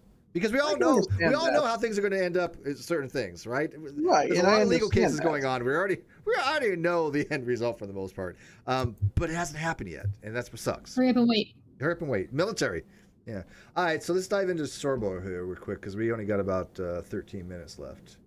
That's okay. Sorbo's kind of boring sometimes. Yeah, look, it's exactly what you would expect from. I grew up with this. I grew up with Hercules and Xena Princess Warrior. Yeah, I used to love. Everybody knows where I was talking. What was it? Xena's sidekick, Gabrielle. Yeah. She ended up marrying Ares. I was she was like what was her name? Gabrielle something or other. But yeah, Gabrielle. I loved watching those shows. They were good. They were funny. They were slapstick. The guy that played who was it that played that like you have Cheshire, you have that monk character. Who's the guy that he Rami? He was a famous movie producer, and he makes all these shows, and he produced the show. But he was a character in it too, and he was one of the funniest characters of all time. Was it Sam Raimi? Is that his name? Yeah. Yeah. It was a great show, and then he does these like God is great kind of stuff or whatever, or God, what is it? I don't. God is I have never watched a Kevin Sorbo movie. I have not watched those. Just watch Egghead's review. Yeah, I'll watch Egghead stuff on it. Hey, look, I'm one of those people. Like I said, give a shit about it, but I'll watch other people's review on them. Sure. I still need to watch. I still need to make part 2 of that freaking. That movie review that he was in that came out like a couple years back. It was The Reliant. It was just so bad. I totally forgot that Bruce Campbell was in Hercules: The Legendary Journeys. Kevin Smith was Ares, by the way. Oh, was it Kevin Smith? No. If that's who you're asking. Not Ares. Ares was the big Mars guy. He's married Gabrielle. No. The sidekick they had. Michael Hurst. Was that his name, Michael Hurst? David Bolas? He was always having bad luck with him. He was his sidekick, yeah. Right? Yeah, Michael Hurst. Okay, could have been. I'm looking at the IMDb. He had glasses. I can look. I'm gonna kill him. I suck at names, right? You realize this, right? You want me to just send you his IMDb? No, I'm looking right now. I got it. Oh boy. Dissension among the ranks. Okay, so we were talking about Kevin Sorbo last time. We were kind of talking about this kind of stuff. And one of the things that somebody had brought up was that apparently in an interview, Sorbo had said that his son is the one who runs his Twitter. And so congratulations. At least during that interview, you are now aware that your son is doing some inappropriate crap on your Twitter. So at what point do you take responsibility and tell your son to put down the Jaeger bombs? Right. Mm. Oh, by the way, Gabrielle Like- her real name was Renee O'Connor. Oh, I had such a thing for her. Still do. Like what actually are you doing? You can't blame, you can't throw your own son under the bus because Twitter. Yeah. Oh my god, his pinned tweet is from December 29th. Raise your right hand if you're more concerned about losing your constitutional rights than you are about COVID. Oh, I don't know, God. are you going to cancel culture me if I raise my left hand instead? I just I hate it when they say, "Oh, I'm not gonna wear a mask because somehow wearing a piece of cloth over your face means that you're gonna be losing your American rights." How? I don't get that. I wear a mask every day I go to work. Is it somewhat of an inconvenience? Sure, but I can still have all my rights. I don't understand it. Oh my I god. don't. Please, oh my god, is Bruce Willis anti-mask? Or is he just Oh, I heard about that. I basically I think he or is he just old? maybe Oh, I by don't the way, know. it's not Sam Raimi. It was Ted Raimi, his brother. Oh, okay. Jockster. That's what I was thinking of. But with what happened with him, like he went into a store and they told him, I think he got like what, an altercation, but he apologized. So Yeah, the I don't know. oh my god, this article. I'm loading it. This is from a site called Not the Bee that I have never heard of before. Live free or die hard, Bruce Willis under fire from COVID Karens for not wearing a mask. Oh, so, okay. Somebody just mentioned it. They said, "Do you remember Callista, Hudson Leck?" Oh yes. The '80s were good. I do remember. This isn't even an article that can you believe how embarrassed would you have to be to share this article? I sent the article in the side chat, so if you guys want to click on that and look, like how embarrassing. You have 484,000 people following you. You're like a well-known nostalgic icon. And this is what you shared as your big article about COVID. Bruce Willis is backing me up, guys. No, he's not. No, he's not. No, we're not. No, he's not. By the way, Callisto is now 51, and she's. I just looked her up again. She looks really good for still at 51. Yes, Mike Ortiz. It's Good taste. fucking embarrassing.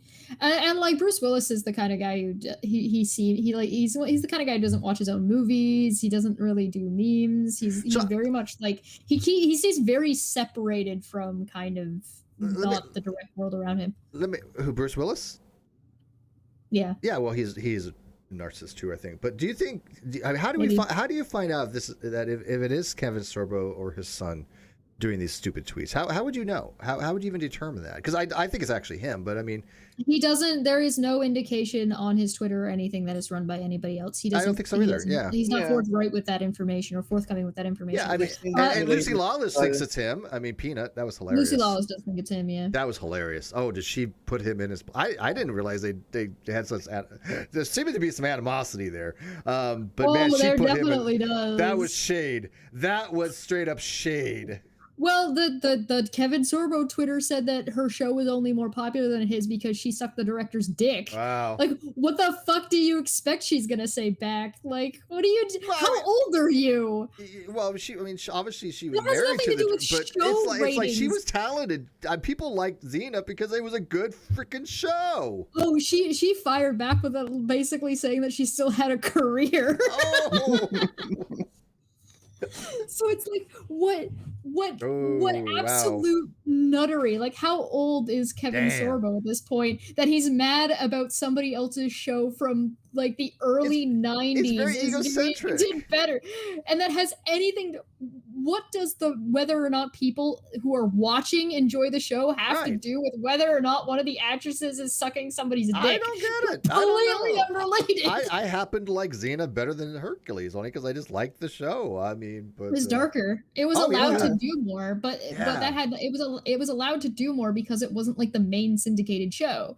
So when you have an offshoot show, it's usually allowed to experiment and explore and do a little bit more thematic nonsense, which is good for most shows. The thing is that the usually who's ever doing the syndication wants a very very cookie cutter for the main show. Right. Hercules probably, if it was allowed to do more, would have been able to be just as good and or better depending well, on let me ask your you this, interest. though. Everyone loves Hercules mainly because It has of the nothing to do- disappointed. Do you think that the show like a dichotomy between Josh and Locke? See, Kevin Sorbo, I actually think he actually believes all this stuff, right? He is straight up not acting on this. He's not trying to get. He's not just throwing bombs out there to to get people to respond. I think he legit has a straight up evangelical mindset. He is called by God to do this kind of stuff. I think. I mean, so that shows the difference, because when you read what they say, this guy has conviction. He is convinced of this stuff. Greg Locke is a salesman. Josh is a fanboy con artist that's trying to make money, and he's not going to do it if it's not good enough. He's a coward. Mm-hmm. He's a simp. He's a simp, coward, con man, failed preacher.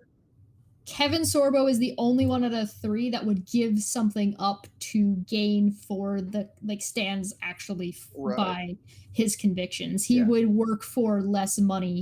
He'll take the risk of this believed persecution. Like, if he believes that he's going to be persecuted as a Christian, being in movies, and that if he goes and does this Christian film, it's going to hurt his career, that in more secular shows or movies or TV or whatever, then he believes he is giving up his reputation or potential job offers. Now, whether that's the case or not, it's completely different. But he's the only one that is consistently willing to give rather than trying to take from because he went from Hercules and Andromeda. By the way, that was a really good show. I loved Andromeda. Andromeda was a very good show. I mean, excellent writing, cast, acting, spot on. Kevin was amazing, and I gotta give him props.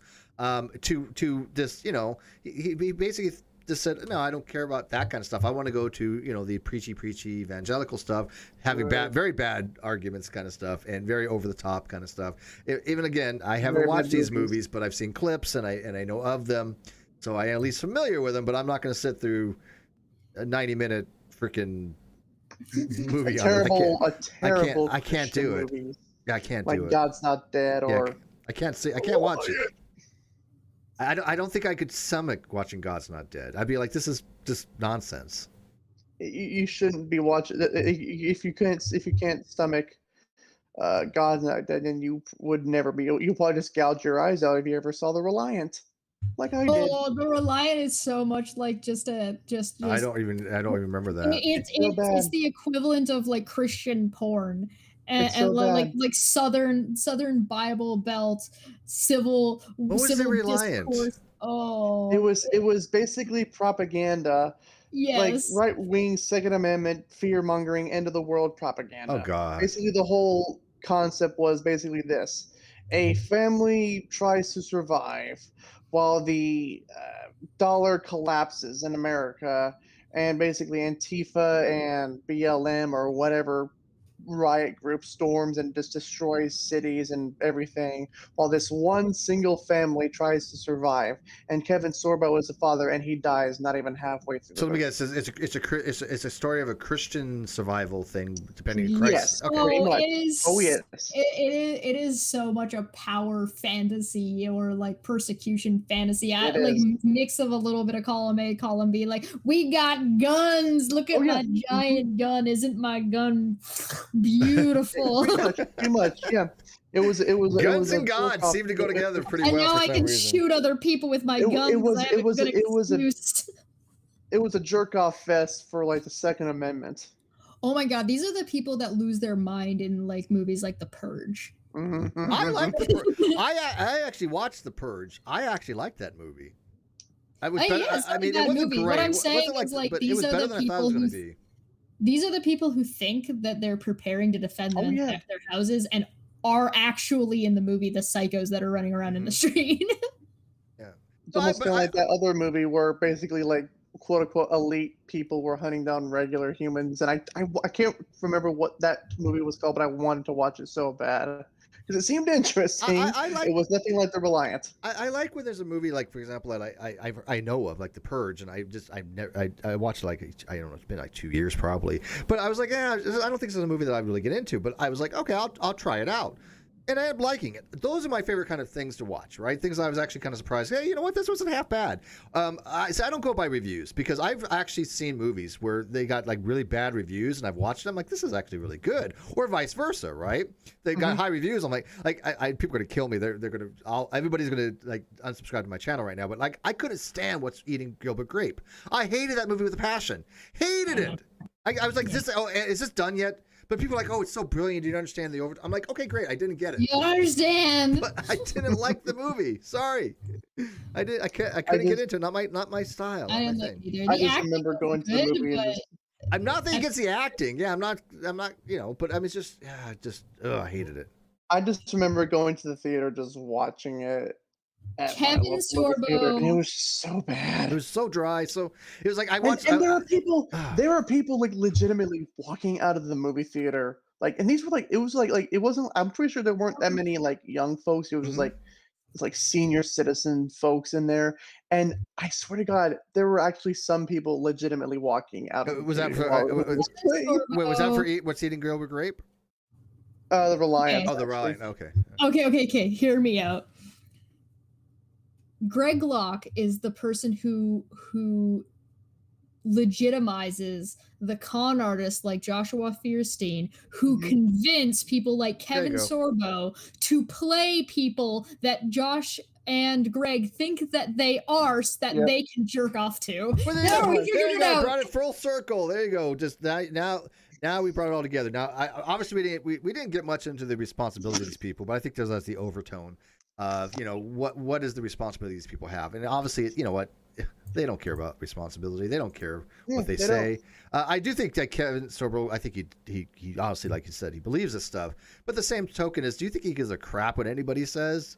No, he doesn't. Yeah, he doesn't care. I think At the end of the day, all three of them is have. his responsibility. I think that's the difference. Maybe. At the end of the day, all three of them have one thing in common: how much they only care about like pretty much one thing at the end of the day: how much money they can make in their goddamn bank accounts. I don't think that that's necessarily the case with Sorbo. I think that he is more along the conventions. But like Sorbo doesn't interact with people. I just looked on his timeline.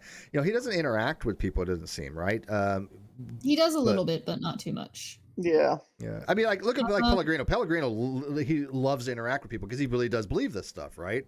And that's the kind of person I'd rather have a discussion There's with. conviction there. Yeah, Right. I cannot stand people that don't have convictions or that lie about convictions. And this is like I was saying, I'm looking for an honest atheist, lacktheist to have a conversation with, so I can try new approaches out and get a dialogue and ask questions and not have them dodge. And I hopefully I think I found one to maybe do this week. So I'd rather have that kind of person, right? Hey, you believe this stuff and you want to talk? Awesome, let's do it. I think that Kevin Sorbo thinks that it is his responsibility to use his platform as a Christian to influence other Christians to help them and prop them up, and as well as to reach out to people. I just don't think he knows how to reach out to other people in an appropriate manner. No, I think you're right. Whereas, so I think he's a little bit more militant. I'll put it that way. Whereas Josh and Greg are just assholes who want to maintain their lifestyle and they're afraid of anything. Any change. Yep. Anything else. Yeah. All right. So let's kind of wrap this up. Egghead, you want to tell people where to find you and what you're doing? And I'm still on YouTube, youtube.com/Egghead Show. I barely post there nowadays, even though I'm still on there. If I find something that I want to post, I'll make a video response to anyone that gets on my nerves and probably just post it on my YouTube channel. Or if I'm not doing that, I am on TikTok with my being Egghead Show. When's the last time you were on DP? God, I have no idea. As an I- actual guest I or was- as an actual Mania candidate. No, as a kid, I was supposed to be on the 16th, but I had plans.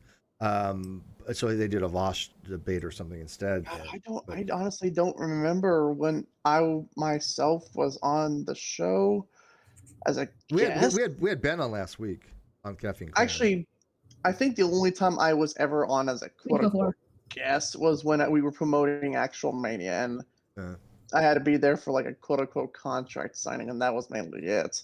Nice. But as a full on like beginning to end guest, I think that was 2019 probably when I was. They should get you on again. Yeah. I know. See, I think I was in Oklahoma visiting my friend Jeffrey, and we were just we were both on there at the same time. I'll tell Ben, hey, you know, I want to come on with Egghead. So. I want to go on with Egghead. Yeah, let's all do it. Sweet. Let's all do it. All right. So, Chester, you got anything coming up? No, I'm not allowed. Oh, that's right. Oh, yeah. Sorry. Are you banned? Are you banned? You had to remind her, Steve, didn't you? Yes, I did. Sorry. Oh, wait, you can't. What did you do? He's a bad girl. I'm in YouTube timeout because I talked about Trump's speech on the 6th. Oh, way to go. Well, did you play the speech? Yeah. Yeah. Well, I mean, I played, paused. Yeah. Use algorithm sucks. You always does. This is why I don't play. This is why I don't play videos. I mean, I'll play obviously Eggheads because it's you know if they didn't flag him then, but I just like you give permission. But I really avoid any kind of when I talk about a video, I'll show it, but I don't play it. That way, there's nothing can come back on me. It was because it was Trump, and I already had a bunch of people trying to false flag me for other stuff. Yeah. It was like a combo. It was a wombo combo. Wombo combo. Yeah, I'm planning on having Karma on to talk about the Johnny Depp Amber Heard legal situation coming up. I also have actually her and Claire Bear are supposed to come on if I'm remembering correctly, and then I'm also supposed to have Karma and Aaron come back to talk about a little bit more about the Taddy Westbrook KG situation because there's been some updates with that. I also have some art videos coming out.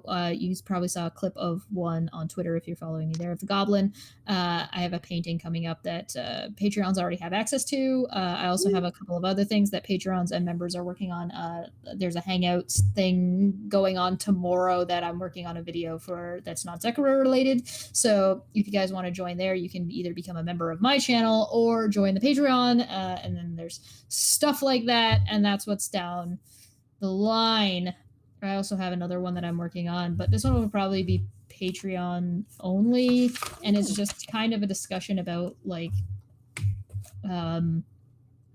keep learning and understanding how you view an interaction. So like I said, with those three things, it's kind of supposed to be an explanation of whether or not you view this as a positive, a negative, or a neutral interaction. And then if you start to understand that interaction beyond either just what you've said to how that's going to affect you based on what other people have said, and listening to what people are saying versus listening to what people aren't saying. So I'm trying to like work out sort of like a good way to formulate that in kind of a layered system of, are you thinking just about what you're saying? Are you thinking about what the other person is saying? Are you thinking about how other people are also viewing your interaction?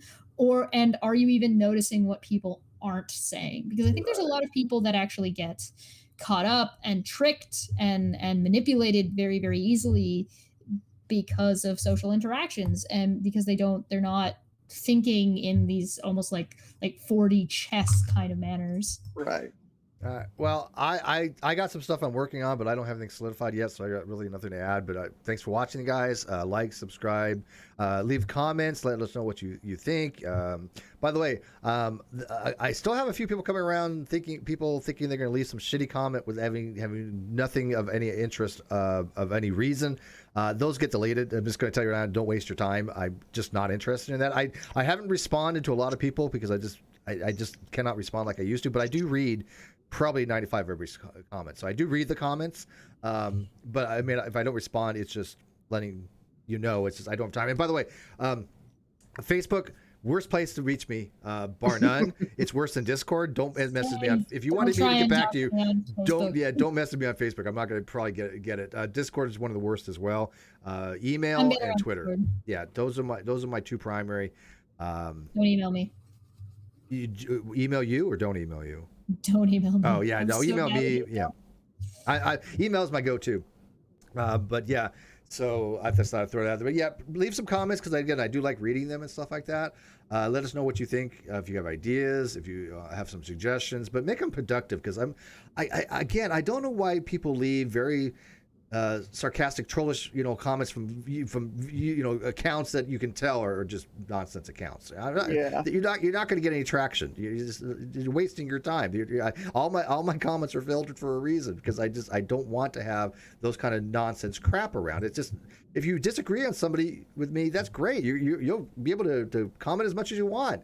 But say, hey, Steve, I think you're wrong. Here's why I think you're wrong. And if I decide to get back to you, fine. If I don't, your comment stays. But don't say, crap, like, I don't know. I'm not going to give examples, but it's just. I don't even know why you're already over detailing it. Yeah, too much information. TMI. All right, guys. And just so you guys are aware, that tweet that I copied and pasted did not get an alert on it. Ooh, well, that just means you're nobody on Twitter. You're nobody on Twitter. Yeah, because nobody cares. Nobody cares. Yeah, no one All right, say goodnight, Al. One last thing. Message us if you like the 2 o'clock versus the 11 o'clock. Give us a feedback. Let us know. I'll do a couple voting thing on it later on. But give us feedback on that. Peace.